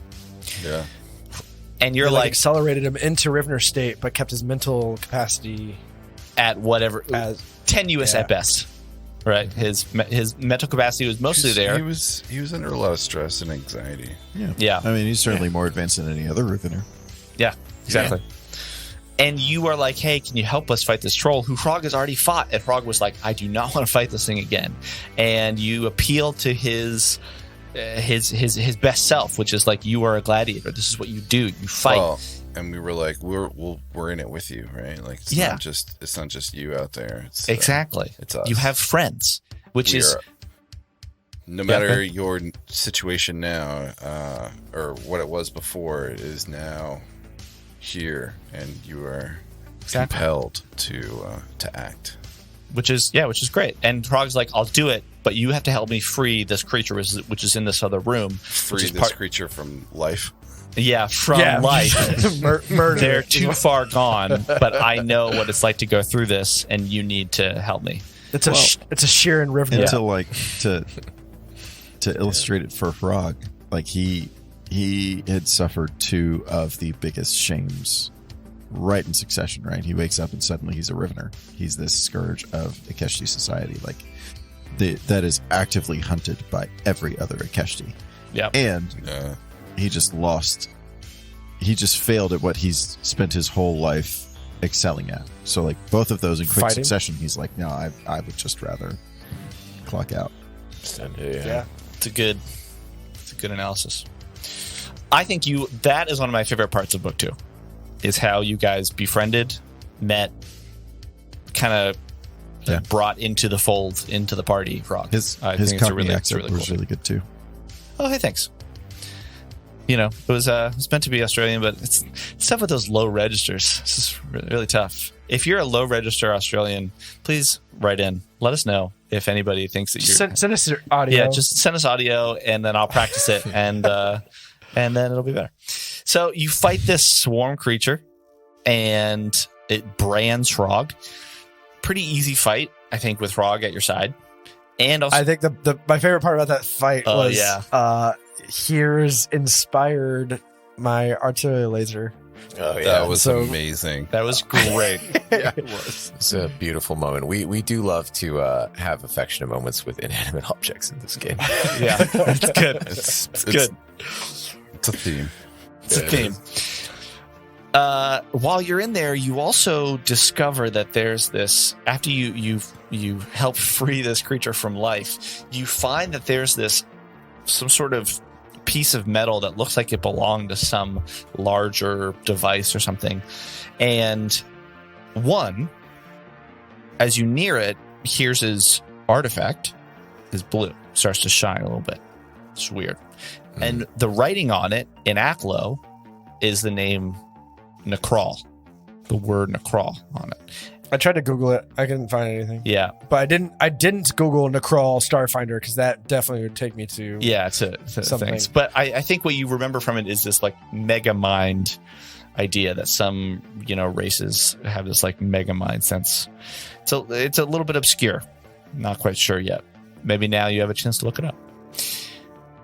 Then you open the door. You're like, let's Wait. Here's your stone. You have a stone or artifact or something that Rolu gave you that we're not all aware of, right? Or have you showed us this? Yeah, you've seen it. I think everyone's seen it. I think you've seen it, but I don't think you know all the details about it yet. Yeah. Okay, so but Rick's not completely aware, but like Kevin wants to know more. The stone has now interacted with 2 things or 3 things. I think it's 2 things. There was The relic. the relic in From the Chimera. from the quote other cargo bay. And then from book 2, this thing. The hidden cargo bay. Yeah, the one that didn't exist but did. And then like the Starboard. yeah. Plot Armor episode 1. I still think it's a good merch idea, by the way. Like to get like the other cargo bay is like a merch thing. The other it's cargo. like a shirt. Yeah. But just 2 things so far. Yeah, But hopefully more things, because that's something Heerz. That's a guide for Heerz. He needs to know. Yeah. So yeah. And Love Will it. gave his life for that. To give me that. Vinny, I kind of want to know your insights on Heer's stones as a listener. I'm intrigued by the glowing stone. It, strangely enough, like the parallel that I draw is like an elven blade, how it glows around trolls or goblins. Interesting. So, like, is it glowing around a particular element? Is it glowing around like materials? Origin. Like, what's the Some what's sort the of crux? I don't know. I think it's interesting. The I think the last thing it glowed around, or the first thing, was the sheet of metal inside the artifact. Was that right? That was It was like the reset button or you know, card. It's like please reinsert Right. before restarting. Or something. which felt like a huge red herring, and like to me was like, okay, sure, this stone may not be as important as we think it is, but the second time it glowed, is like, okay, maybe it is. And again, nothing in this story is as it seems. Well, now I'm curious, Kelly. Do you have any insight into what is happening with that stone, or are you just as blind as the rest of us? And that's just a yes or no. I have a little more insight, yeah, but I'll just Okay. say that and leave it there. That's fine. John also has this really great grin on his face where he's like, I know the I answer. know Well, John everything. wrote this. John knows everything. Cool. He just likes to see us squirm. Yeah. I know. Classic. Cool. Yeah. That's a fun part about being a GM, when you have these like mystery things and you get to see people work through it and live with it. Anyway, all great conversation that maybe will be revealed in time. So you open the door. Back in this room, you're like, open the door. You're in greenery. You're in this like greenhouse area. And Heerz is immediately fascinated with these beautiful blooms on. What you call them? Versace? Yeah. That's what they're called. Versace. Yeah, they're So they're the beautiful. Versace blooms, the summer 2022 collection. And Heerz is a sucker for fashion. You know? Heerz has good taste. He does. And you go up to investigate this new collection. He does love and- himself an inanimate object. But you're like fascinated. And what I love was that I think when you all realized it, Kev, we went into initiative, and Kev, you were like, "Can I roll something to like try and stop him?" Well, because he passed me, and I was like, he's entering my space. I get to use my attack of opportunity, but failed. I failed because I should not have been able to do that attack of opportunity Before your since it was first- the first round of initiative. But also, it was just I kind of missed cool. anyway, so it doesn't matter. Yeah, but it was just a cool image of you being like, and he's like charging past you. Well, it's just funny because like it's one of the things that like the dice tell the story just as much as the story itself. Yeah, exactly. And Rick rolled a lower initiative. We rolled our dice, and my dice roll was lower, so Kelly moved first. And if I had a higher initiative, I would have just hit the door and stopped him, and it would have been a whole different story. But the fact that he moved first, yeah, well, it led to the fact that you guys then go out there, you pass these saves to not be fascinated, and once you kind of overcome it, you put on your environmental protections on your suit. That's when you're trying to pull Kelly or pull Heerz out of the bush, and you stumble on something in the bush. You look down and you see somebody. Who is that? Ew.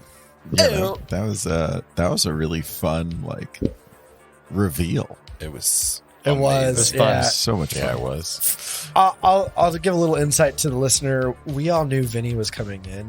Just didn't know how.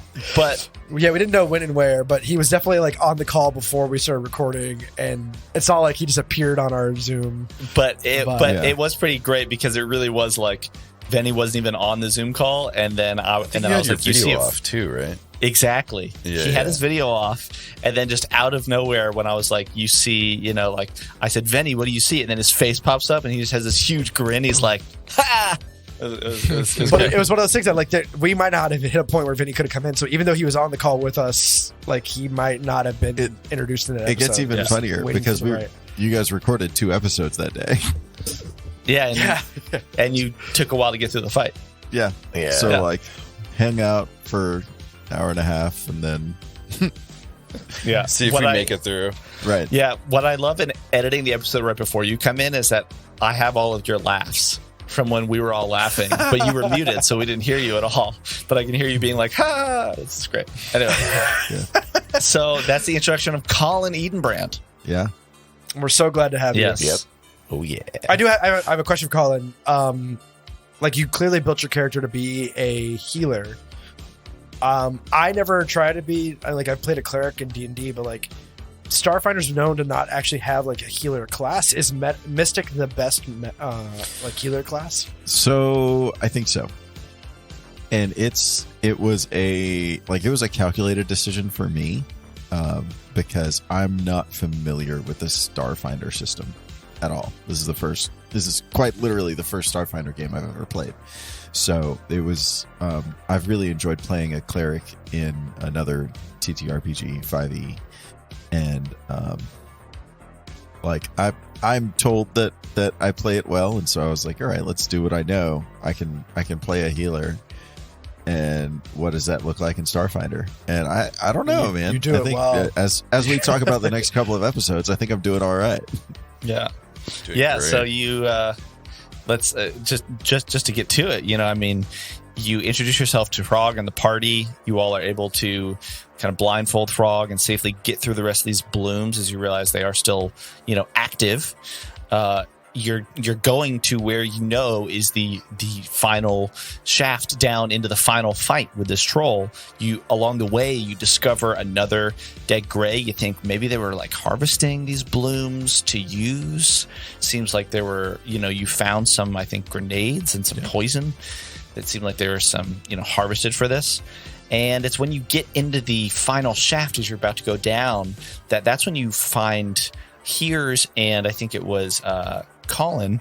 You both have this sense in your head, and Rick 19, as you start to go down the ladder, that there is a warning. There's an alarm, but it's a telepathic alarm warning you. Which is actually kind of cool. Yeah, it's a pretty neat idea. Very interesting idea that the Greys have this telepathic alarm system going on that only they would know. Before we go any further, though, this is when you had another flashback. in OPSEC terms, that's pretty awesome. Yeah. We actually skipped a flashback. That's okay. Oh, we did? Which was the other flashback? We skipped the flashback where it's... Do you want to just get them all at the same time? Or you want to do it We're now? running Just- and the ship's getting darker and darker. That's the one that came in this episode, but before then Oh, okay.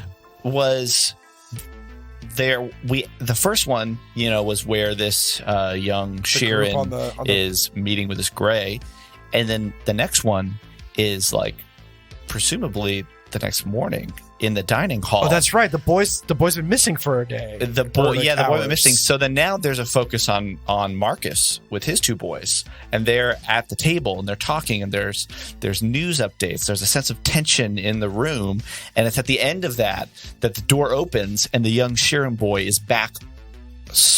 Is back. They couldn't find him on the entire ship, and then now he's back. And then that's where we ended that one. And we pick up in this last one with the boy's mother, Zenka. We know this name is her name. She is escorting him, pulling him away, trying to pull away from all these cameras that are happening and security and this whole hubbub. And it's during this time that this event happens and all the lights go off. Suddenly the boy is alone walking down the hall where he sees these shadows, turns down the hall, and it's Marcus. It's a bunch of passengers and crew on the ship floating with their heads back, their arms dangling down, their mouths open, their eyes open. And he sees another, Gray in the hallways lurking in the shadows. When Zanka pulls his arm, they start running through the ship. And it seems like as they're running, they're seeing more of these bodies, but lights are going out. And they're just barely able to get onto an escape pod and get outside of the Sugesta, where they watch as the ship goes dark. And then suddenly they see little flashes of light coalesce into one big flash of light, and we white out. And that was that flashback. Dang. Crazy. Yeah, that was the best. I'm just saying it was such a creepy flashback, but it was my favorite one. Yeah, it was definitely really creepy writing it. I mean, if I was getting creeped out writing it, I thought this must be creepy. And so you basically go and you have a mind meld between Heerz and Colin, which is a really nice moment. And then everyone is talking. Hrog shares a little bit about how he acts before a fight. It felt like a collective, all right, we're really about to do this. That comedic relief in Hrog's pep talk was spectacular. Yeah, because he basically just says all the newcomers shit themselves.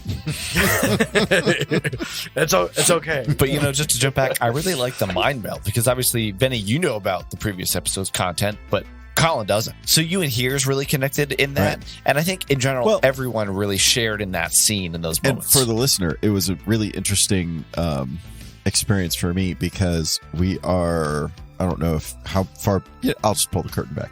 We're like recording 4 or 5 episodes ahead.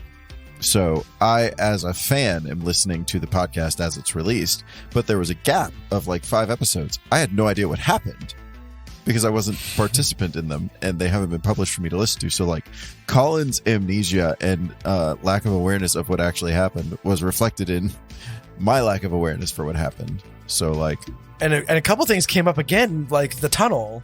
Yeah, we that's approached right. the tunnel and like Vinnie was like, I don't understand what's going on here. But it's like, oh yeah, you weren't a part of that episode yet. Like you weren't involved. That was good. Well, so let's just cut right to it. I mean, you go down the shaft and you are just immediately thrown into a giant fight with a 2-headed troll that seems to have this crazy ability to cheat, move, teleport, cheat, teleport, and reach 10 feet. Can you read the stat block? You know that this happened. Was it really 30 feet? Yeah. Oh my god! I was like, I can say yes. There's pretty much anywhere in the room. Yeah. It was, and that ability to move, and in the development motive block, it says if the troll can move, the troll will move. So unless there's a big pull, which there was a big pull, it was Hrog because the troll had fought Hrog before. But in general, you can expect that the troll is going to use that ability to teleport in this quantum state. Because I think it was Heerz who looked at the troll's blood and saw the quantum superposition. We saw it on the ladder too, didn't we? Yeah, that's right. You said the blood was glitching, and I was like, blood can't glitch. That's what it does when it's not from our dimension, Kev. Duh. That's true. And then what's also interesting is that you realize that the way to shut down this reactor is that you need a type of multi-factor access where one person has to be telepathically linked to this gray device, and the other person has to be physically analog connected to the computer. And you had options there. You had options like once. So what if a group didn't have somebody who's telepathic? There's still an option to shut it down. Yeah, so if you recall, at the end of that fight, I told you how there was a trap on that computer. If you try to access that computer without trying to connect telepathically at all, then you would have set off the trap. And if you don't have telepathy, then the DC would have been much higher. But it's more about how if you try to hack it, those lasers will come down to target whoever's trying to hack it. And really, it's just another complication in this whole scenario. I don't think we could have survived that. Right. Dude, that is a true boss fight. Anybody who's running this, who's thinking about running it, like that, hit me up because that is a true boss fight. And add on to the fact that we had Hrog with us, who drew a lot of the aggro and got that troll's attention and took a lot of the damage from the fight.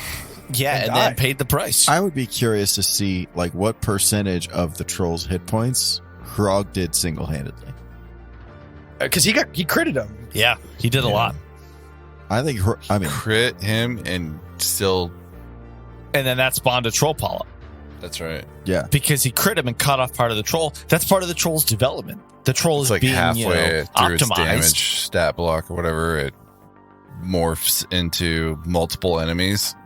Yeah, so the polyp comes in with the amount of damage done on the crit. So I think it was, Frog did 39 points of damage. So it did 39. It had 39 HP because it's a badass creature. Which is the Polyp that you saw earlier. polyp that we came in the very beginning of this Exactly. book too. Oh, okay. Oh man.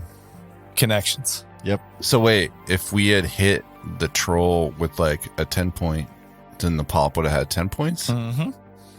Interesting. It's a cool mechanic that Owen Casey Stevens, the writer of the second book, came up with, and and the whole Starfighter team that they came up with. So we made the polyp tougher by allowing Frog to hit him. Oh, interesting. Yeah. That's why that thing was so hard to hit. Thanks, Rod. Well, the troll polyp naturally had a high AC, and so did the troll, right? Yeah. But fighting the troll polyp in the first half of the book, it sets up this idea that there's going to be, different types of damage, right? That you're going to have to overcome these regenerative properties that the troll's blood has, the creatures have. That's when you're introduced to this mechanic. Also, note that at this point, Dr. O'Kane and Heerz do successfully shut down the reactor from overloading, but you had a choice. You could turn it off, or you could turn it off and then have it come back online to then explode soon thereafter at a different time. I chose to turn it off. You just chose to turn it off. The idea I had was that if this troll is feeding off of the radiation, then not having it on would benefit us. And you were right. The troll was like, get out. The troll's at the door to the reactor trying to get in. If you remember, when Frog was fighting it, it was at the time that the troll got closer physically to where the ladder well was. The troll left Frog. The troll said, hey, there's some radiation nearby. I want to get it. So I Vinnie. had this thought today, actually. Like, what if we had opened the doors and let the troll into... You could have done that. Like, is that a satisfactory resolution? Just like let him in, hit the self-destruct, and dip? At the end of the day, you wanted to leave. The troll wants radiation. And you had the means. You could have opened Give the it door. What it wanted. You could have done that too. And not fought it. We could have talked it down and made it a friend. We could have befriended everybody. Yeah, I think we joked about that. Just the troll saying like, hey guys, I need help. Hold on. Can you get the door? We probably it would be could have great if done you could help out. Negotiated with him then. The troll's intelligence as a product of its shitty. upbringing, it's not. Even with two from a brains, it broken was home. still dumb. Yeah. Blue Two and empty Steven. cavities where a brain should be. So Frog ultimately pays the price, but he dies doing what he loves with his friends, which is exactly what you had told him, that you were going to be there for him, and you were. But unfortunately, Frog dies. That was a hard hit. You managed to finish the fight, and then even fighting the troll polyp. The troll regenerates because it starts to come back up, and we still kill it again. Yeah, I don't- exactly. I don't want to gloss over that. Like, that death hurt. Yeah. Frog's death? being Yeah. broken by the troll was like equal parts, we're just Disbelief and fear. right. Yeah. Also, like, sort of a reinvigorating. Okay, we are not going to accept this as an outcome. He will. I was saddened by that. Like, yeah. The troll effectively created the Avengers. Yeah. It was the Hulk. He was Yeah, that's true. It's a good point. Man, Frog, the hardest death for sure for me, by far. So then you're like, great. We just took out a troll polyp. We took out a troll, even after it came back to life. which shut down the reactor. Yeah. As we know from Kevin's Navy experience, that's how you shut down a reactor. Accurate. Kill the troll. Yep, kill the troll. And then you reach out to the one and only Shay, and Shay says, great, we got our reactor set up, and says, hey, cool, come on up, let's meet each other. And you guys said, hang on, we're still paranoid. And you're saying, I don't think we're going to do that. So as you're coming back up, you say, you know what, maybe we go through the shaft, go to the other side. And you say, better yet, let's tell them that we'll meet them, but then go to the other side. And then you pull an Uno reverse card, you flip-flop. Because then you radio them and you say, hold on, we're going to tell them we're going to the other side. So you trigger the motion sensors, and then you actually go back to where you were originally supposed to meet them. And again, I'm going to ask this, and you're probably not going to answer, but like, we could have gone that way. Yeah. Mm-hmm. And if we would have gone that way, would there be an equal amount of rooms and spaces? That was the understanding that they gave to you, was that the area that you were in, again, overall, this whole station is huge, but the two areas where the reactors were pretty similar. So you would have had a very similar map to the one that you're in. But there were still creatures in there that we would have ended up You fighting. would have flipped horizontally the map ass. Maybe there's another Colin still paralyzed in a bush. We don't know. I mean, it's not totally equal, but remember that Shay did say, hey, we got out of there by the skin of our teeth, right? We already lost people. So we didn't fight everyone there also. Were those creatures detailed? I will pull back the curtain and say that I came up with everything that's on the other side. Wow. So what does the book say? The book says if they go that way, does that tunnel even exist in the book? Mm-hmm. Yeah, it does. It does.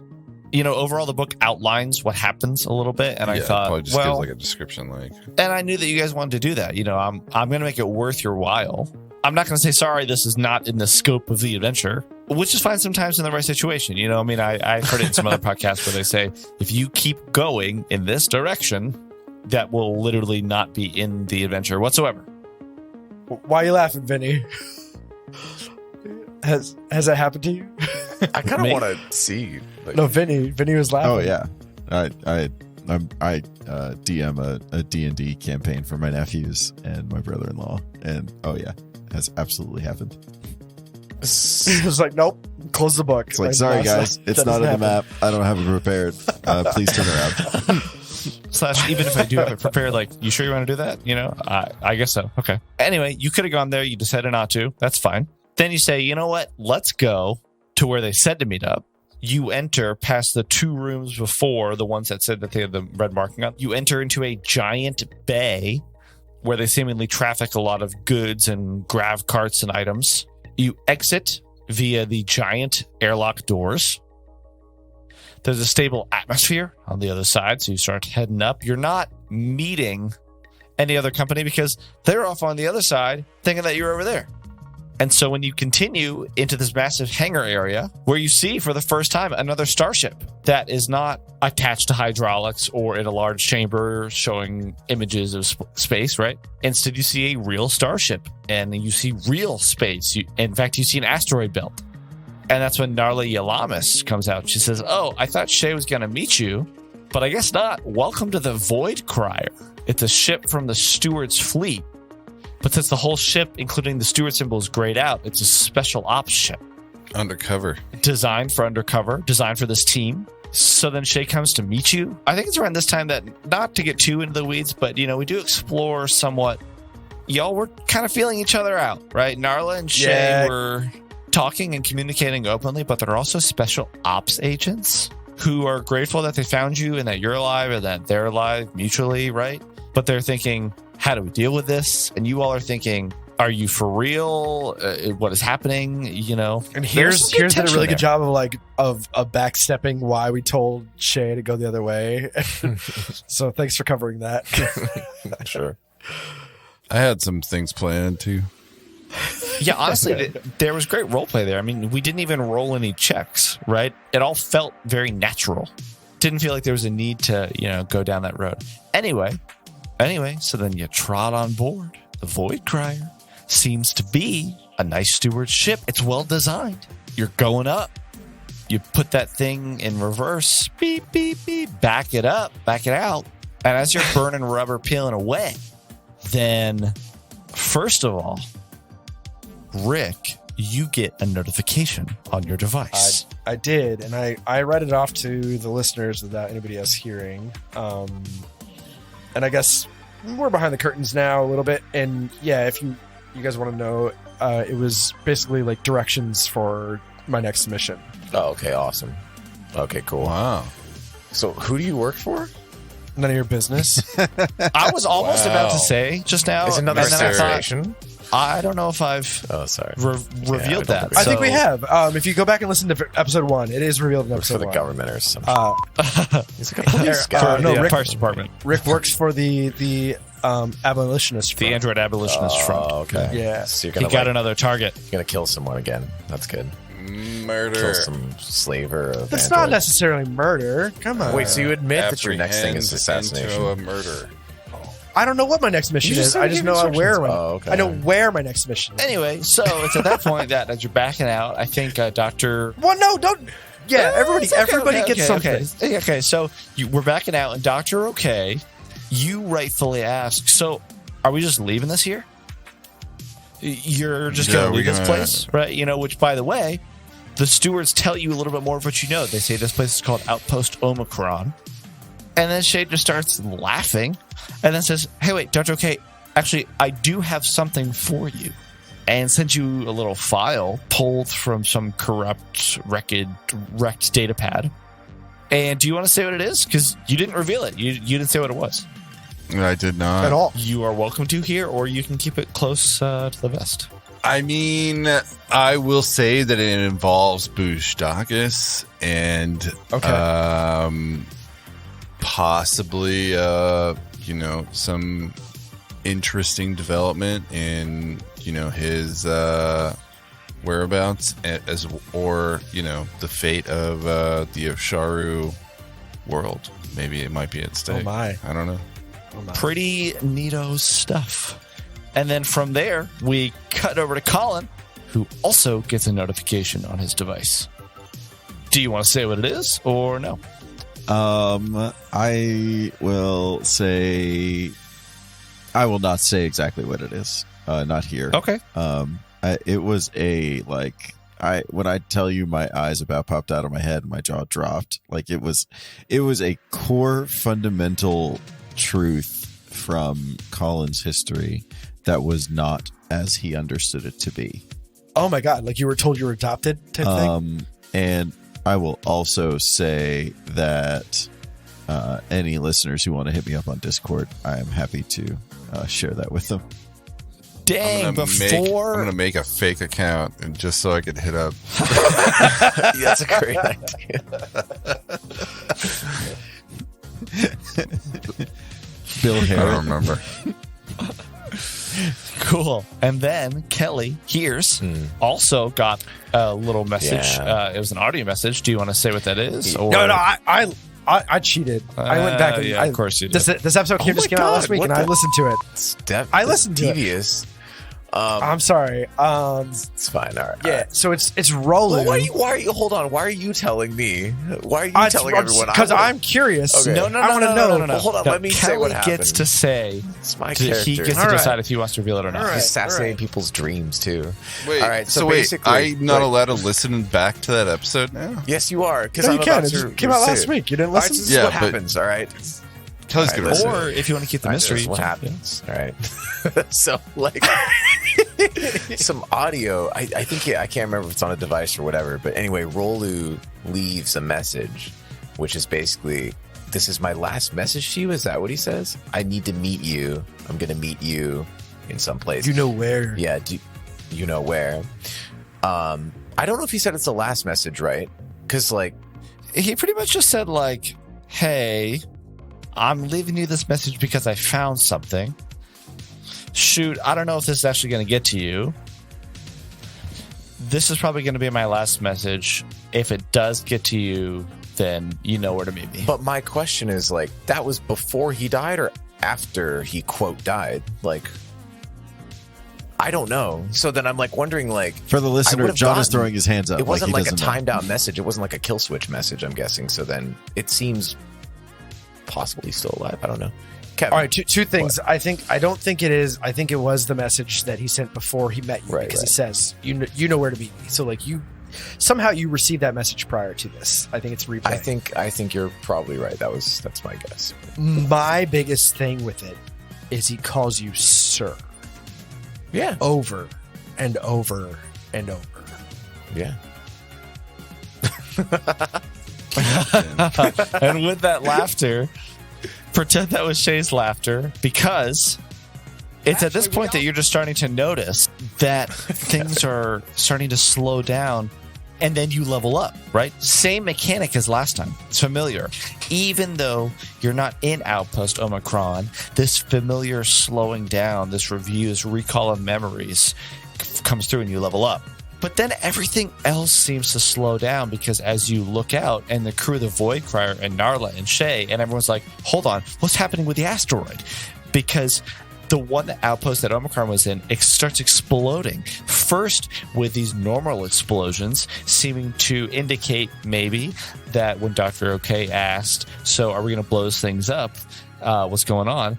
They are normal explosions, but then they become green explosions. And then the whole asteroid splits apart, slows down, freezes in place, then whoosh, reverses, goes into this green singularity in the middle of space, and then vanishes, is no longer there. And when you asked, because I think question about the reversal, is it like it reversed in that it was no longer split in two, it was then a whole asteroid, and then it dropped into that green portal? It reversed as in it didn't quite move backwards in time to reassemble. It just started to move back into the singularity, into something else. It went somewhere else.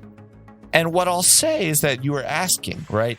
What are these green orbs that are appearing, right? And you didn't go in that door. And again, there's this radiation aspect that's powering Outpost Omicron, but that radiation doesn't account for these orbs. And then you're thinking about, well, the troll has this quantum ability, and you think there must be a link or some quantum technology somewhere that we didn't encounter. Maybe that was in a place that you could have encountered, but you didn't.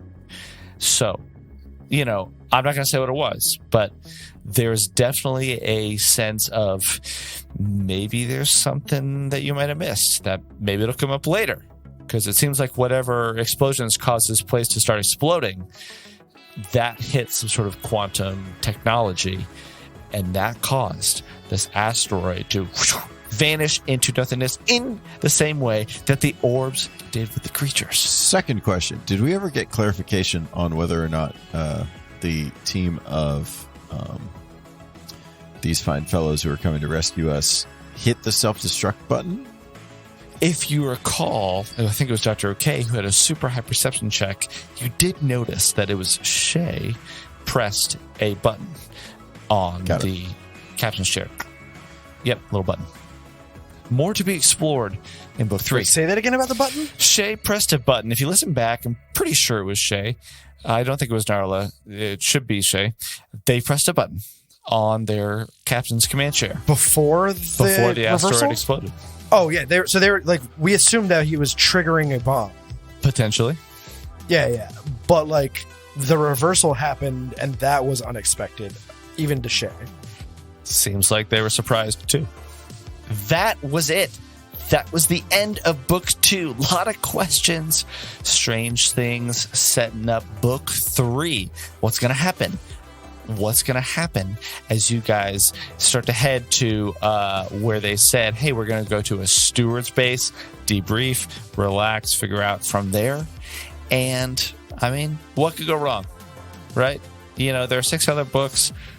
Most of them are just detailing different resorts that you go to, honestly. So there's no conflict in the rest of the adventure, ever, all role play. It'll be super fun and super easy to breeze. Don't worry about it. Sure.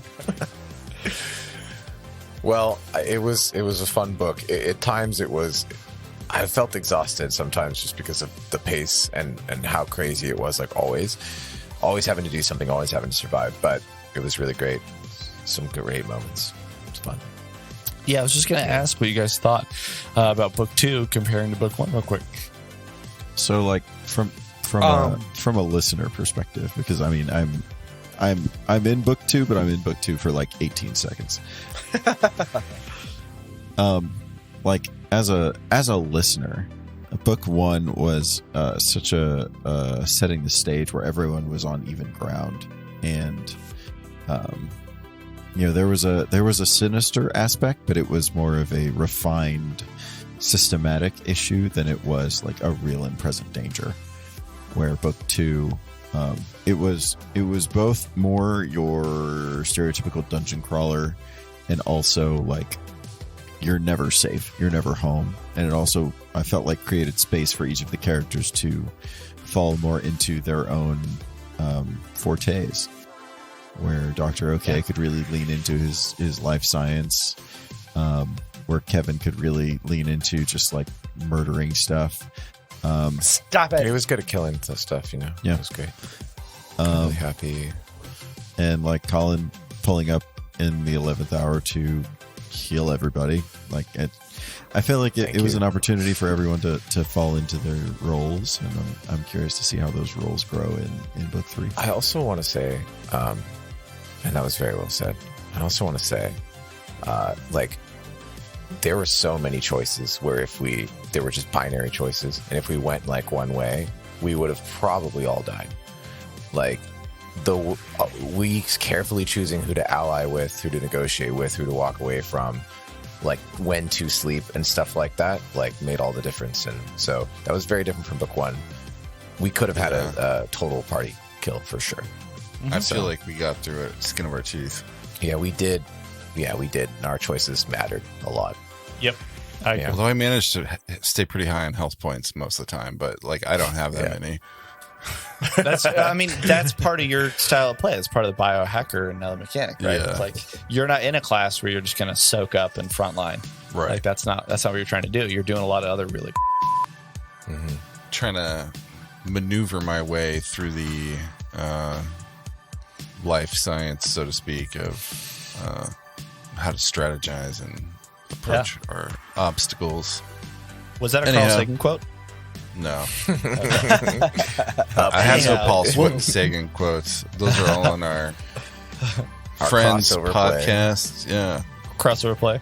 Called Anything else that anyone else wants to add? Well, hold on, I just want to say, sorry, listeners, if you are interested in learning more about that, you should hear our crossover.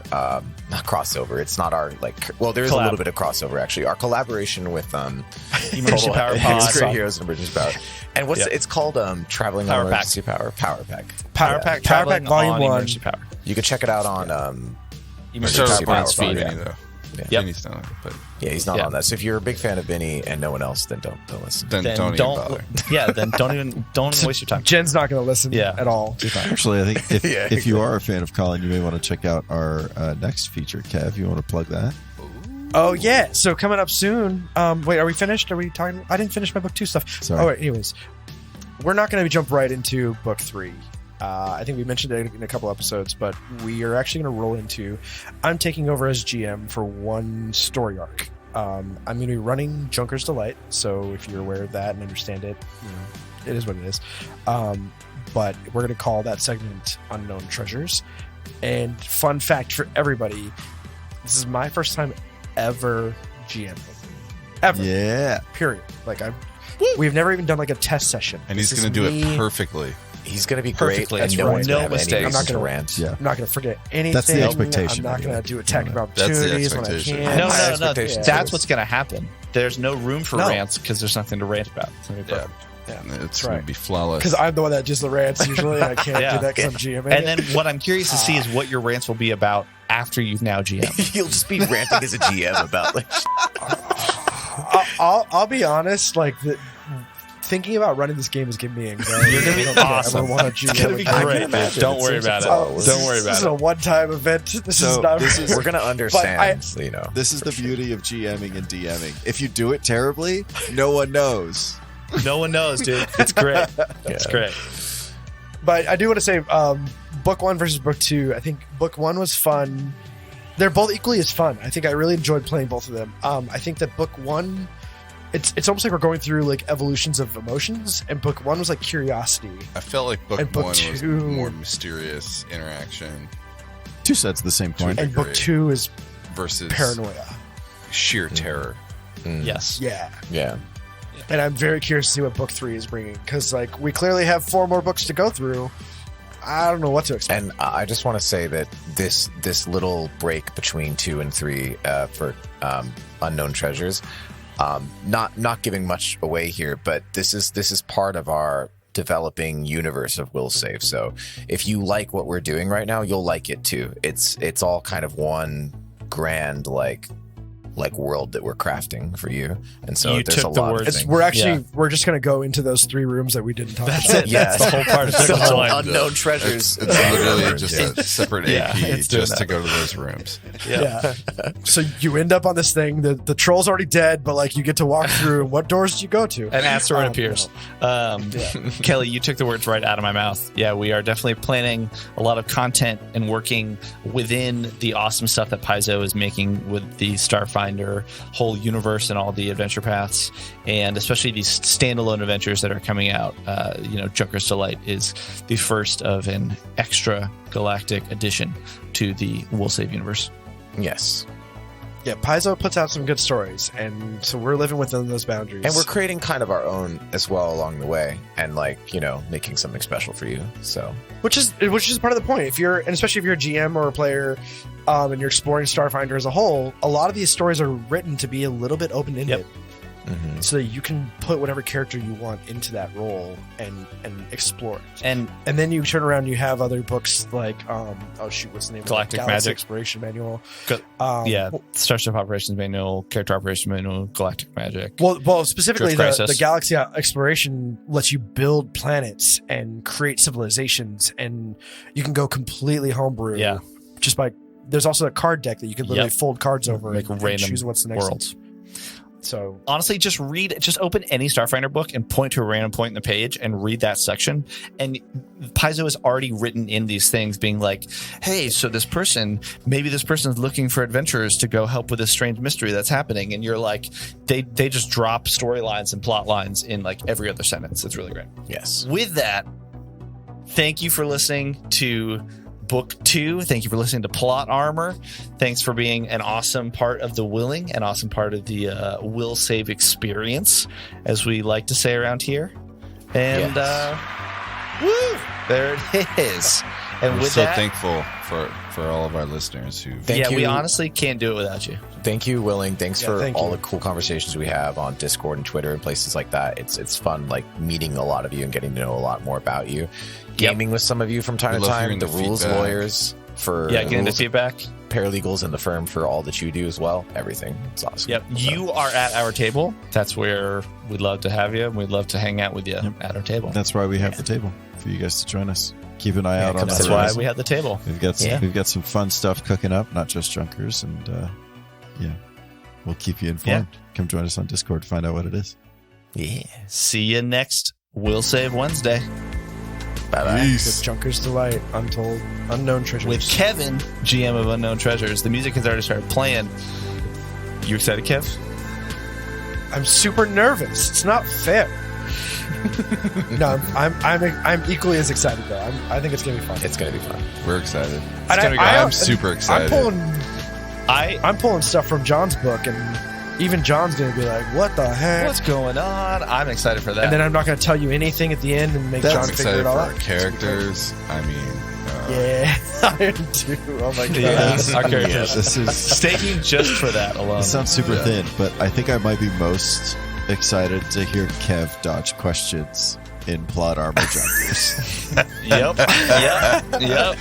But I'll be honest, like I'm looking forward to Plot Armor because that's the end of my GMing ever, and I have nothing to hide after that. So I'll tell you everything. Exactly.